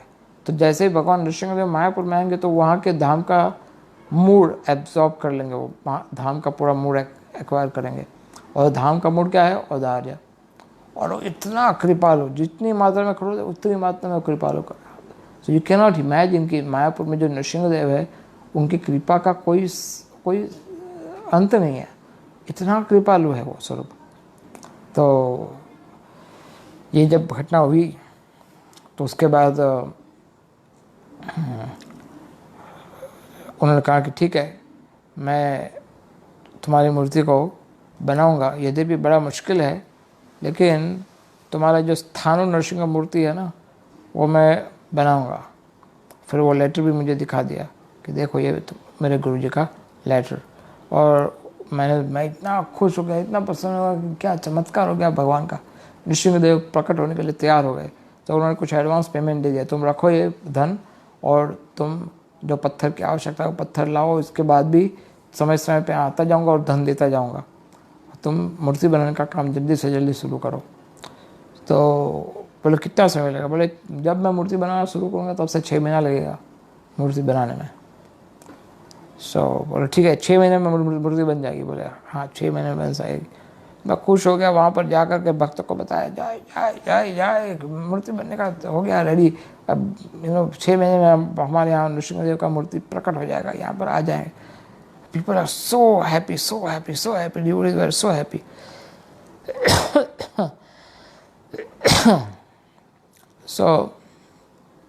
काफ़ी समय हो गया और फिर करीबन 4 महीना हो गया। और 4 महीने के बाद जो भक्त जो थे वो गए वापिस साउथ इंडिया। फिर बहुत सारे पूजा के संबंधित कुछ सामान खरीदने के था, तो अलग अलग सामान खरीदा।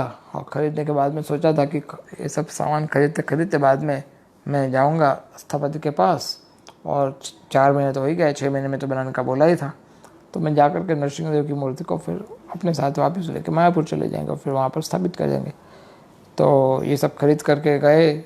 4 महीने के बाद स्थपति के पास आकर के कहा कि हेलो हरे कृष्णा। तो स्थपति ने देखा तो कहा मूर्ति रेडी है। तो स्थपति उसकी प्रभु के आंखों में देखते रहे। बोले क्या मूर्ति, कौन सी मूर्ति? बोले जब बनाना शुरू ही नहीं किया तो मूर्ति कहाँ से लाएंगे? बोले क्या, अभी तक तुमने बनाना शुरू ही नहीं किया? बोले नहीं, अभी तक कोई ऐसा पत्थर ही नहीं मिला कि जिसमें से मूर्ति बन सके। क्या कह रहे हो तुम, ये कैसे हो सकता है? अभी तक कोई पत्थर ही नहीं मिला। हम हाँ बोले कोई ऐसा कोई साधारण पत्थर में से विष्णु मूर्ति तो नहीं बन सकती, बस स्पेसिफिक पत्थर चाहिए। उसी पत्थर में से 6 फुट का टुकड़ा है, ब्लैक कलर का ग्रेनाइट का पत्थर चाहिए, उसमें से ये बन सकता है ना, ऐसा कैसे बन सकता है? वो भक्त इतने परेशान हो गए कि मैं समझ ही नहीं सका कि इनको क्या कहूँ। अब ऐसे पूरा बिगाड़। बोले तुमने तो कहा था 6 महीने में मूर्ति बना दोगे। बोले मैंने कहा था 6 महीने में मूर्ति बनेगा, लेकिन शुरू करने के बाद 6 महीना, लेकिन शुरू ही नहीं किया तो 6 महीना कहाँ से गिने। तो थोड़ा हॉट टॉप जैसा हो गया। बोले ये तो गलत बात है, तुम इस तरह से पहले ऑलरेडी इतने महीने बीत गए और भाई तुम इतने महीने, ये तो कैसे। तो कहा कि देखो भाई, हमें मूर्ति बनाना है, कोई उखल नहीं बनाना, कोई ग्राइंडिंग मोटर नहीं बनाना है, मूर्ति बनाना है विष्णु की। हम किसी से भी मूर्ति नहीं बना सकते। हाँ, सो वो बोले आप इतने सारे पत्थर है, मार्बल के बना देंगे फिर, और क्या, ग्रेनाइट के नहीं बनते तो कोई, इतने सारे पत्थर है बड़े बड़े, उठा लीजिए कोई भी पत्थर। बोले ऐसा नहीं हो सकता, वो तुम जैसे बोलते हो वैसा नहीं हो सकता। हाँ, फिर उन्होंने कहा कि तुम्हें पता है ये मूर्ति कैसे बनती है। बोले नहीं। बोले सब कुछ तो मैं नहीं बता सकता, लेकिन मैं ये बता सकता हूँ कि कौन सा पत्थर हमें चाहिए। तो बोले कौन सा पत्थर चाहिए। तो उन्होंने बताया कि सारे पत्थर में मूर्ति बने ऐसा ज़रूरी नहीं होता है। पहले तो हम उस पत्थर को लेंगे जिस पत्थर से मूर्ति बनानी, फिर उसमें 7 अलग अलग स्थानों में हम टकराव करेंगे ऐसे, उसमें वो 7 अलग अलग जगह उसका आवाज़ चेक करेंगे, और 7 जहाँ स्थान में से अलग अलग आवाज़ निकलनी चाहिए, मूर्ति में से आवाज़ निकलनी चाहिए। 7 अलग अलग पत्थर में से, वो पत्थर में से आवाज़ आनी चाहिए। 7 अलग अलग प्रकार के अलग अलग साउंड लाना चाहिए। तो ये है, ऐसे ही पत्थर को हाथ में हम लेते हैं, उसके अतिरिक्त और कोई पत्थर तो सूटेबल ही नहीं है शास्त्र के आधार से। ऐसा कोई पत्थर हम हाथ में लेते हैं। फिर उसका दूसरा एक टेस्ट है, एक विशेष प्रकार का एक कीड़ा आता है। वो कीड़ा पीछे से पत्थर को काटना शुरू करता है और साइड में पूरे दूसरी साइड तक आ जाता है काटते काटते, और उस कीड़े के पीछे पूरा मार्ग बनाता जाता है वो। और जब ये हो जाए तब जाके हम ये विश्वास से कहते हैं कि हाँ, ये पत्थर से, ये जिंदा पत्थर है, इसमें से मूर्ति बन सकती है। ऐसे पत्थर में से अगर मूर्ति बनाई जाती है तो मूर्ति पर प्रॉपर एक्सप्रेशन दिखाई देते हैं, वो मूर्ति रिसिप्रोकेट करती है। और इतना ही नहीं, वो मूर्ति बातें भी करती है और कविता भी गाती है, ऐसी मूर्ति। तो ऐसा पत्थर तो मिलना चाहिए ना कोई, तब जाके। तो मैंने सोचा कि अब आगे जाके क्या कहूँगा, अब वहाँ मंदिर में जाके कहूँगा कि इन लोगों ने ये तो ऐसा बोल रहे हैं, अभी तक पत्थर नहीं मिला, तो वो लोग तो और चिल्लाएंगे, बोले इतना समय के बाद आया, वो भी बिना हाथ खाली आता है। तो बोले कि मैं आपको एक बात बताना भूल गया था। बोले क्या, कि हमें प्रहलाद महाराज भी चाहिए, हमें प्रहलाद नृसिंह का विग्रह चाहिए। तो वो सपति जो सस्ता, बोले तुम बिल्कुल शास्त्र के आधार से बोल रहे हो। क्यों। बोले प्रहलाद नृसिंह का जो विग्रह है वो स्थानु नृसिंह का जो विग्रह होता है उसमें प्रहलाद महाराज होते ही है उधर, ऐसा विग्रह बनता है। अकेला नृसिंहदेव नहीं होते, प्रहलाद नृसिंह का ही बनता है। तो बोले हमें प्रहलाद महाराज, बोले वो तो नहीं हो सकता, प्रहलाद महाराज का मूर्ति नहीं बन सकता। बोले अब क्या हो गया, अब क्यों नहीं बन सकता। बोले तुमने मुझे ऑर्डर दिया है 4 फुट की मूर्ति बनाने का, अब 4 फुट की नरसिंहदेव की मूर्ति के सामने प्रहलाद महाराज तो अमीबा जैसे दिखेंगे। व्हाट, नहीं, हमारे पास तो साइज़ है प्रहलाद की, हमें 1 फुट का प्रहलाद चाहिए। तो वो और हंसने लगे। उन्होंने कहा कि अगर तुम्हें 1 फुट का प्रहलाद महाराज बनाना है तो 120 फुट की नरसिंहदेव की मूर्ति बनेगी। शास्त्र के आधार से ये प्रमाण है, 120 के सामने 1, ऐसा प्रमाण है। तो बोले हो ऐसा तो कैसे। बोले नहीं ऐसा कैसे हो सकता है। फिर वापस बहुत डिस्कशन हुआ, तो बाद में सोचा भाई ठीक है, अब तुम्हारा है ही पूरा केस ही पूरा स्पेशल केस है, सब कुछ you know unpredictable is all Nrisimhadev's desire, so I agree. बोले प्रहलाद महाराज का 1 फुट का बना देंगे, डोंट वरी। तो खुश हो गए कि हाँ प्रहलाद महाराज की मूर्ति बनाने के लिए। So there's such a long story, but then he went back to the temple and then he said about this thing happened। और जब वो मूर्ति बनाएंगे तब बनाना शुरू करेंगे, जब मैं वापस कुछ समय के बाद वापस गए, वो भक्त वापस गए कुछ समय के बाद, तो वहाँ पर जाकर उन्होंने देखा तो वो बहुत प्रसन्न हो गए थे। क्या? बोले पत्थर तो मिल गया है, 6 महीने बहुत समय निकल गया, लेकिन मैं पत्थर तो ढूंढ लिया। अब ये पत्थर जो है वो उसको उसके ऊपर स्केच बनाना पड़ेगा पत्थर का। तो क्या हुआ, और वहीं उधर रहना शुरू किया, और 1 वीक तक लगातार 1 वीक तक सब कुछ, घर पे भी नहीं जाते थे उस तपस्वी, वो केवल हाथ में चौक लेकर के और वो देखते रहते थे मूर्ति, वो पत्थर को ही देखते रहते, लगातार 1 वीक तक पत्थर को देखते रहे। इधर से देखा उधर से देखा। उनके कुछ लेबर थे, उनको पत्थर को पूरा प्रॉपर रेक्टेंगल बनाने का बोला, और फिर वो पत्थर को देखते रहे, काफ़ी समय तक पत्थर को देखते रहे। और उसके बाद फिर उन्होंने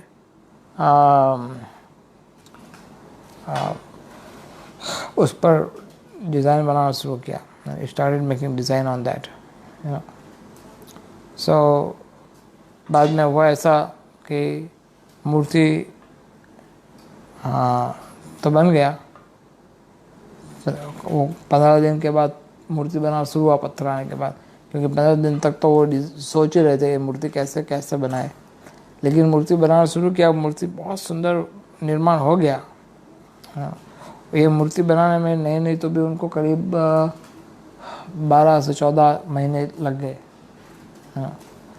ये मूर्ति बनाने के बाद उन्होंने सोचा कि अभी इस्कॉन को वापस दे सकते हैं मूर्ति, लेकिन ये मूर्ति देने से पहले वो सोचा कि मेरे कुछ मित्र को भी दिखा देता हूँ कि देखो ऐसी मूर्ति बनाई है, बड़ी स्पेशल मूर्ति है ये। तो उन्होंने तुरंत फ़ोन नहीं किया कि इस्कॉन को कि भाई ये तुम्हारा मूर्ति बन गया है। वो मानसून का सीज़न था और उन्होंने एक कुटिया में मूर्ति को रखा था, नरसिंह देव की मूर्ति को, और बड़ी तेज़ बारिश आ रही थी। वो घर पे नहीं थे और बड़ी तेज़ बारिश आ रही थी और पूरा इतना तूफान और बारिश आई, और उनका पड़ोसी आकर के चिल्ला करके इनके पास आकर बोला कि जल्दी करो, वो जिस मूर्ति में तुमने नरसिंह देव रखा है वो बारिश के अंदर उसमें से फ्लेम आने लगी है, वहाँ से पूरा ऊपर का छत जल गया है। तो इनको लगा कि वहाँ अग्नि मूर्ति, बोले उस कुटिया में तो कुछ है ही नहीं, केवल भगवान की मूर्ति के अतिरिक्त और कुछ है ही नहीं, कोई सामान भी नहीं है, तो आग कहाँ से लगा रहे हुई इतनी बारिश में। और तुरंत जाके देखा मूर्ति को तो कुछ नहीं हुआ, तो देखा मूर्ति को तो कुछ नहीं हुआ है। तो वो तुरंत सोचने लगे कि तुरंत जाके फ़ोन किया इस्कॉन वालों को, भाई तुम्हारी मूर्ति को यहाँ से ले जाओ, वो यहाँ अब रहना नहीं चाहते, तुम्हारे यहाँ आना चाहते हैं। So he is very good now, अभी तुरंत ऑन द स्पॉट, अभी इसी समय आओ तुम और मूर्ति को ले जाओ, नहीं तो कुछ समय के बाद तो हम यहाँ पर सब कुछ जलना शुरू हो जाएगा। और ऐसी मूर्ति है तो भक्त लोग बहुत खुश हो गए और एक ट्रक अरेंज करके उसमें आधा भर दिया मिट्टी से, और सब वहाँ पर चले गए नरसिंह देव के पास। मैं तो भूल गया, वो भक्त जो है वो तो कह रहे कि मैं तो भूल गया कि भगवान नरसिंह देव का है, मूर्ति भी तो वजनदार होगा, उसको कैसे उठाएंगे। तो वहाँ पर जाके मैंने चेक किया तो पता पड़ा कि इस मूर्ति का वेट है 1000 किलो, है ना। तो ओ बाबा, तो बहुत बड़ी मुश्किल से, बहुत मेहनत से कैसे भी करके मूर्ति को रखा, बहुत लोगों इकट्ठा करके उसको रखा। लेकिन उन्होंने सोचा कि इस मूर्ति का तो तुमने आँख बनाया, अंत में आँख बनाई जाती है। तो स्थपति ने बोला आँख क्या, बोले आँख भी बना दिया, प्राण प्रतिष्ठा भी मैंने कर दिया, आरती भी उतार दी उनकी, वो सब कुछ हो गया। अब तुम इनको यहाँ से ले जाओ, इनको यहाँ ज़्यादा मत रखो, नहीं तो समस्या हो जाएगी। तो हो तब जाएगा, अब तो भगवान प्रतिष्ठित हो गए, यहाँ तो भगवान साक्षात विराजमान है, तो अब कैसे करें। तो भगवान नरसिंह देव स्वयं भगवान को ही लेके जाने का है, और वो भी भगवान नरसिंह देव को, और मिट्टी में गिरा करके लेके गए। और 24 घंटे के अंदर सब प्रकार की जो पास लेने पड़ते हैं ना, अलग अलग डिपार्टमेंट, बॉर्डर क्रॉस करनी है तो सब NOC लेनी पड़ती है सब जगह से। तो अलग अलग डिपार्टमेंट जो होते हैं, जो वो archaeological department, sale tax department, art टेम्पोरम डिपार्टमेंट, तो इन सब के डिपार्टमेंट से परमिशन लेनी पड़ती है। तो उनसे 24 घंटे के अंदर सब कुछ हो गया, क्यों नहीं होगा। भगवान नृसिंहदेव साक्षात है तो सब कुछ अपने आप हो गया। लेकिन ये सब लोग ऐसा चाहते थे कि हमें पहले भगवान नृसिंह, सबके डायरेक्टर उन लोगों का पहले हमें वो मूर्ति का दर्शन कराओ, फिर ही हमें आपको परमिशन देंगे। तो सब लोग दर्शन के धन्य हो गए और फिर भगवान नृसिंहदेव की मूर्ति को लेके गए। जहाँ पर बीच में कोई भी रोकता था, टोल वाला आता था, तो वो फोटो दिखा देते, स्केच, वो फोटो जो मूर्ति का था वो फोटो, बोले ये मूर्ति को हम लेके जा रहे हैं। जैसे फोटो देखते सब लोग बोलते हैं ठीक है ठीक है ठीक है, जाइए आप जाइए। भगवान नृसिंहदेव के होने का ये तो प्रभाव था ही। और वहाँ पर सब भक्त लोग कीर्तन कर रहे थे मंदिर में कि भगवान नृसिंहदेव की मूर्ति अभी आएगी, प्रकट होंगे यहाँ पर। भगवान नृसिंहदेव की मूर्ति को लेकर के आए और स्थापित तो किया और सब बताया कि ऐसा ऐसा ऐसा हुआ था और ये सब घटना बताई।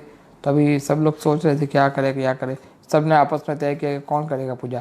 पहले 3 दिन का फेस्टिवल मनाया, 28, 29, 30 जुलाई, तो 3 दिन डीटी इंस्टॉलेशन का फेस्टिवल। और मन में एक प्रकार का भय था, 1986 में हुआ है, मन में एक प्रकार का भय था कि कौन करेगा पूजा। सब लोग भयभीत तो थे, लेकिन इतना ज़ोर से कीर्तन हुआ तो भक्तों को लगा कि अब शायद सब ठीक हो जाएगा। तब जननिवास प्रभु को पूछा कि तुम करोगे सेवा? बोले नहीं, मैं कैसे सेवा कर सकता हूँ। पंकजांगी प्रभु को पूछा तुम करोगे सेवा?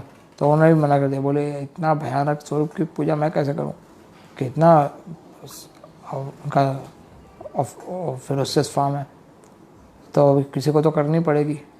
तो मैनेजमेंट ने कहा कि तुम नहीं करोगे तो कौन करेगा?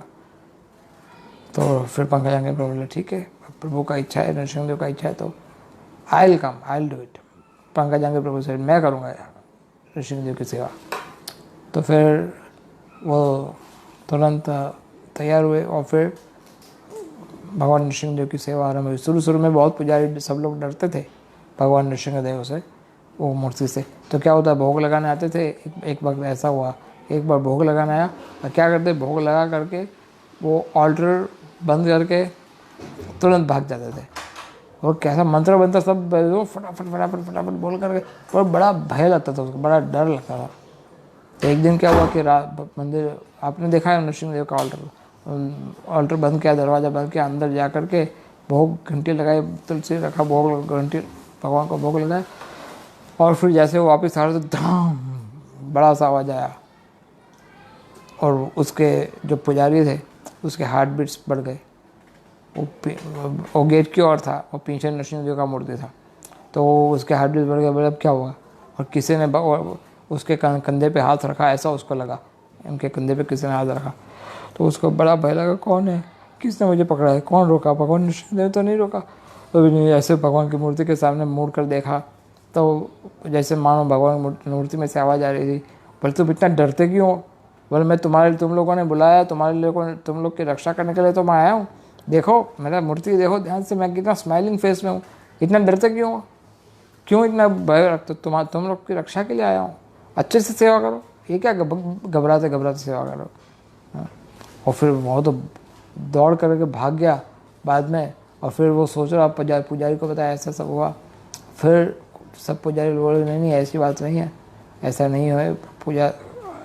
फिर एक दिन ऐसा हुआ, पंकजांगी प्रभु को भी भय लगता था। अब पंकजांगी प्रभु वहाँ पर भगवान नृसिंहदेव के पास थे। एक दिन उन्होंने बहुत सोचा भगवान नृसिंहदेव के विग्रह को देख कर। फिर उन्होंने सोचा कि वो वही राधा माधव है, वही नृसिंहदेव है, उसमें कोई अंतर नहीं है। तो बोले अपने ही भगवान से पूजा करने के लिए जो राधा माधव की पूजा करते हैं उसी तरह से नृसिंहदेव की, उसमें इतना भयभीत होने की क्या आवश्यकता है? और भगवान नृसिंहदेव तो भक्तों की रक्षा करने के लिए आए हैं, अगर मुझ में कोई कमी होगी तो उसको हटा देंगे, तो इसमें भयभीत होने की क्या आवश्यकता है? और फिर वो सब पुजारी अच्छे से सेवा करना शुरू किया। एक दिन ऐसा हुआ कि एक पुजारी को, चक्र बिल्डिंग में पहले हमारे सब पुजारी लोग रहते थे, तो वहाँ पर एक पुजारी के जो बेड था, एक पलंग, उसके ऊपर जैसे वो बल्ब वो होता है ना बेड, तो उस प्रकार के बेड में वो सो रहे थे पुजारी ने केवल अपना कॉपी या अंडरवियर पहना हुआ था और कुछ नहीं, वो ऐसे सो रहा था। और उसने देखा, उसकी आँख आधी रात को ऐसा खुली और वहाँ उसके बेड पर देखे भगवान नृसिंहदेव को बैठे हुए। भगवान नृसिंहदेव और बड़ा डर गया। भगवान ने, "हे, डरो मत", भगवान नृसिंहदेव ने कहा, "मैं तो तुम्हें कुछ करूँगा नहीं, इतना डरते क्यों हो?" लेकिन तो कहा, "मैं इसलिए आया हूँ कि तुम जब सुबह मंगला आरती के पहले जब ऑल्टर में आकर के तुम लाइट ऑन करते हो तो वो तुम्हें बड़ी स्पॉट लाइट रखी हुई है, और तुम वो बड़ी वाली लाइट सीधी मेरे आँख में, नींद में से उठती सीधी आँख में स्पॉट लाइट आती है, तो पहले कोई छोटा वाला लाइट रखो, वो छोटा वाला लाइट थोड़े समय के बाद फिर बड़ा लाइट करो, एकदम से बड़ा लाइट मत करो, ठीक है, और इतना डरो मत।" तो भगवान तो चले गए वहाँ से, लेकिन ये भक्त इतना भयभीत था कि सीधा दौड़ दौड़ करके भागा सीधा मंदिर की ओर। तो सब भक्त लोग उसको देख कर गए, कुछ लोग बोले, "ओए क्या कर रहा है ओए", कुछ लोग हंसने लगे, बोले, "ये क्या हो गया, इसको पागल हो गया क्या?" तो आकर के बताया कि ऐसा ऐसा सपना आया था। तो बोल के, "ठीक है, जन्यास पर पहुँच जाएंगे", बोला, "कोई बात नहीं, उस चीज़ का अपने ध्यान रखेंगे, लेकिन तुम अभी जाओ अपने कपड़े पहन के आओ।" तो बाद में उनको देखा, अरे मैं कपड़े बिना ही आ गया हूँ, तो फिर बहुत शर्मिंदा हो गए, और फिर पता पड़ा कि सब लोग मुझे क्यों देख रहे थे, बोले मैं चड्डी पहन के आया था। तो फिर वापस बड़ा शर्मिंदा होकर के पुजारी चले गए, और फिर उन्होंने अपना कपड़ा वगैरह सब पहन के फिर वो पूजा में जो सुधार लाना था वो सुधार लाए। तो ऐसे तो अनेक लीला है भगवान नृसिंहदेव की। कई बार भक्त लोग सोचते हैं कि भगवान नृसिंहदेव से हमें क्या लेना है, हम तो वृंदावन की भक्ति करते हैं, हम तो ब्रज भक्ति करते हैं, तो राधा कृष्ण की भक्ति, ठीक है नृसिंह, तुम लोग जाओ नृसिंहदेव की पूजा करो, हमें क्या लेना है। लेकिन एक्चुअली ध्यान से देखा जाए तो ऐसा पूर्ण ये सत्य नहीं है, वास्तव में सत्य नहीं है। क्यों नहीं है?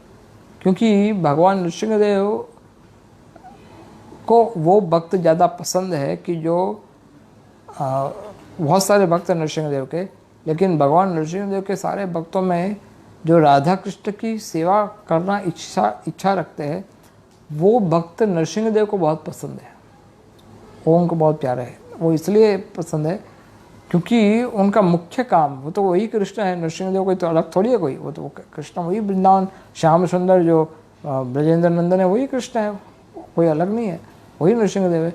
लेकिन वो नृसिंहदेव के रूप में हमारे हृदय में से काम, क्रोध, लोभ, मोह, मद, आसक्ति जो कचरा है, जो हमें ब्रज भक्ति तक पहुंचने में हमारे सामने रुकावट खड़ी कर देते हैं, हमारे हृदय में जो काम वासना रूपी जो आकर्षण है, जो भौतिक आकर्षण है, इसको स्वच्छ करना, उसको नष्ट कर देना, उसको ख़त्म कर देना, ये नृसिंहदेव का काम है। अन्यथा क्यों भक्ति विनोद ठाकुर जो कि हमारे इतने बड़े महान आचार्य भक्तों ठाकुर नृसिंहदेव को बार बार प्रार्थना करते हैं कि आपकी कृपा से मैं राधा कृष्ण की भक्ति में स्थिर हो पाऊँगा। हाँ, आप मुझे कृपा कीजिए कि मैं ब्रज भक्ति में स्थिर हो पाऊँ। You will destroy all the impurities in my heart. So हम भक्तों को बार बार भगवान नृसिंहदेव से प्रार्थना करनी चाहिए। यहाँ तक कि श्रीवास ठाकुर जब नृसिंहदेव की पूजा कर रहे थे श्रीवास आंगन में, आपने देखा है ना, श्रीवास आंगन में नृसिंहदेव का मूर्ति, नृसिंहदेव की पूजा कर रहे थे, और चैतन्य महाप्रभु जब उनको दर्शन दिए तो भगवान, मैं ही Nrisimhadev, I am lord Nrisimha, भगवान ने अपना नृसिंह स्वरूप दिखाया श्रीवास ठाकुर को। यहाँ तक कि अद्वैत आचार्य जिस शालिग्राम शिला को आह्वान किया था भगवान को प्रकट करने के लिए तुलसी और गंगा जल से, वो भी नृसिंह शिला थी जो शांतिपुर में है, वो भी नृसिंह शिला है, दैट इज ऑल्सो नृसिंह शिला। भक्ति विनोद ठाकुर और भक्ति से जो चैतन्य मठ जो योगापीठ का जो स्थापना किया है, वो स्थान में सबसे पहले नृसिंह शिला प्राप्त हुई थी। लॉर्ड नृसिंह, वहाँ पर नृसिंह शिला की पूजा करते थे पहले। So there are so many such things, so many. अब देखिए सब आचार्य हमारे नृसिंह देव की पूजा करते हैं निरंतर।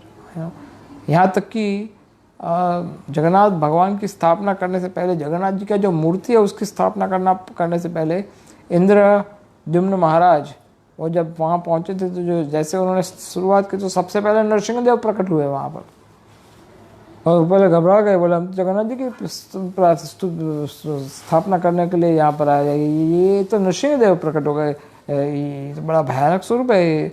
ब्रह्मा जी बोले चिंता मत करो, ये भगवान नृसिंहदेव हमारे सब विघ्न को विनाश करने के लिए यहाँ पर प्रकट हुआ है, सबसे पहले इनकी प्रतिष्ठा होगी। तो जगन्नाथ जी की स्थापना होने से पहले भगवान नृसिंहदेव की स्थापना हुई थी जगन्नाथपुरी में, तब जाके फिर जगन्नाथ भगवान का प्राण प्रतिष्ठा ही गया हुआ। तो भगवान नृसिंहदेव इज एवरीवेयर, और एक प्रसिद्ध मूर्ति है वहाँ पर देवपल्ली। जब नित्यानंद प्रभु जीव गोस्वामी को लेके गए थे तो वहाँ पर नृसिंहपल्ली करके जो स्थान है, तो देवपल्ली में जब वहाँ पर आए तो भगवान नित्यानंद प्रभु ने दिखाया कि इस स्थान को देवपल्ली बोलते हैं। यहाँ ये भगवान नृसिंहदेव का क्षेत्र है। यहाँ पर एक समय सब देवता लोग यहाँ पर निवास करते थे। सब ने अपने अपनी कुटिया बनाई थी और सब लोग नृसिंहदेव की पूजा करते थे। यहाँ इंद्र की कुटिया थी, उधर गणेश जी की कुटिया थी, उधर ब्रह्मा जी की कुटिया थी, इधर चंद्र की कुटिया। देखो ये सब देवताओं की कुटिया। लेकिन आज सब यहाँ पर खंडेर हो गया। उस समय नित्यानंद प्रभु के समय पे तो सब नष्ट हो गया। अब केवल कुछ कुछ बचे। ये नरसिंहदेव का मूर्ति अभी भी शेष है। उतने सतयुग की मूर्ति है ये। जब भगवान नरसिंहदेव प्रकट हुए थे तो वहाँ से हिरण्यकशिपु का वध करके यहाँ पर आकर मंदाकिनी जो रिवर है, जो रिवर वहाँ पर बहती है, इसमें उन्होंने अपने हाथ धोए थे और यहीं पर विश्राम किया था। तो यही वो स्थान है। हम भी यहाँ पर भोजन लेंगे। तो नित्यानंद प्रभु जीव गोस्वामी उधर भोजन लिया।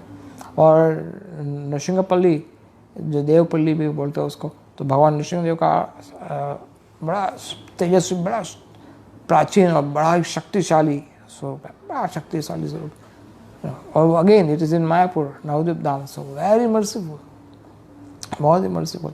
नित्यानंद प्रभु ने कहा कि आज यहाँ पर खंडेर है, लेकिन भविष्य में एक राजा आएगा जो भगवान नृसिंहदेव की इस महानता को स्थापित करेगा।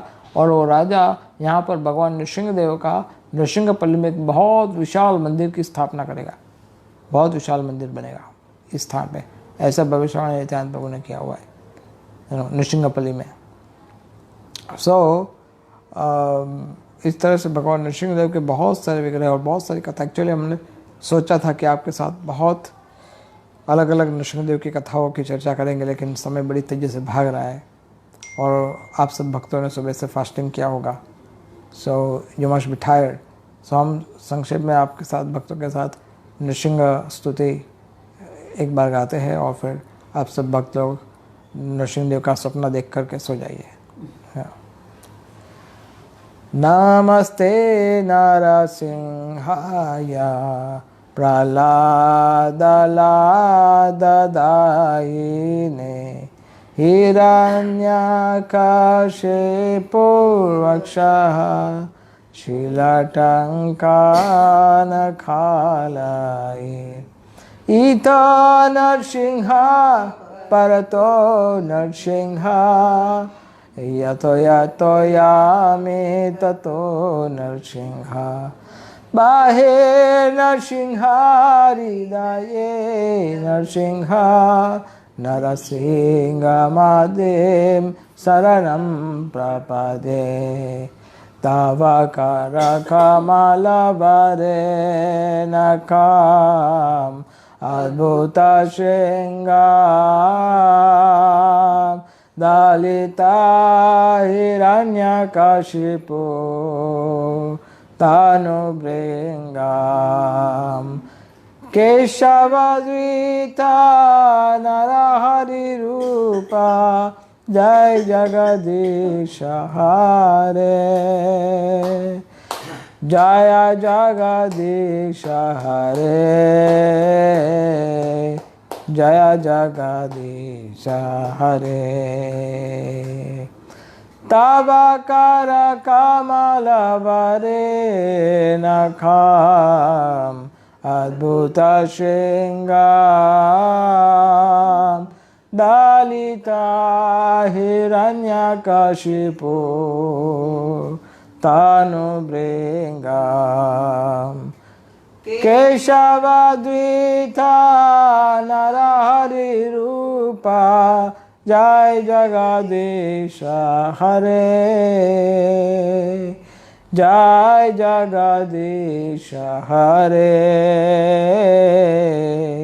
जय जगदीश हरे जय नरसिंहदेव जय नरसिंहदेव नरसिंहदेव जय नरसिंहदेव जय प्रह्लाद महाराज जय प्रह्लाद महाराज प्रह्लाद महाराज जय प्रह्लाद महाराज प्रभुपाद प्रभुपाद प्रभुपाद प्रभुपाद भक्त विघ्न नृसिंहदेव भगवान की जय, भक्तराज प्रहलाद महाराज की जय, शील प्रभुपाद की, हरे कृष्ण महामंत्र की, हरे नाम संकीर्तन की, श्री नृसिंहदेव आविर्भाव महामहोत्सव की जय, नृसिंह चतुर्दशी महामहोत्सव की जय, श्री श्री प्रहलाद नृसिंहदेव की जय, श्री प्रहलाद महाराज की जय, Gaura Premanande. Thank you very much.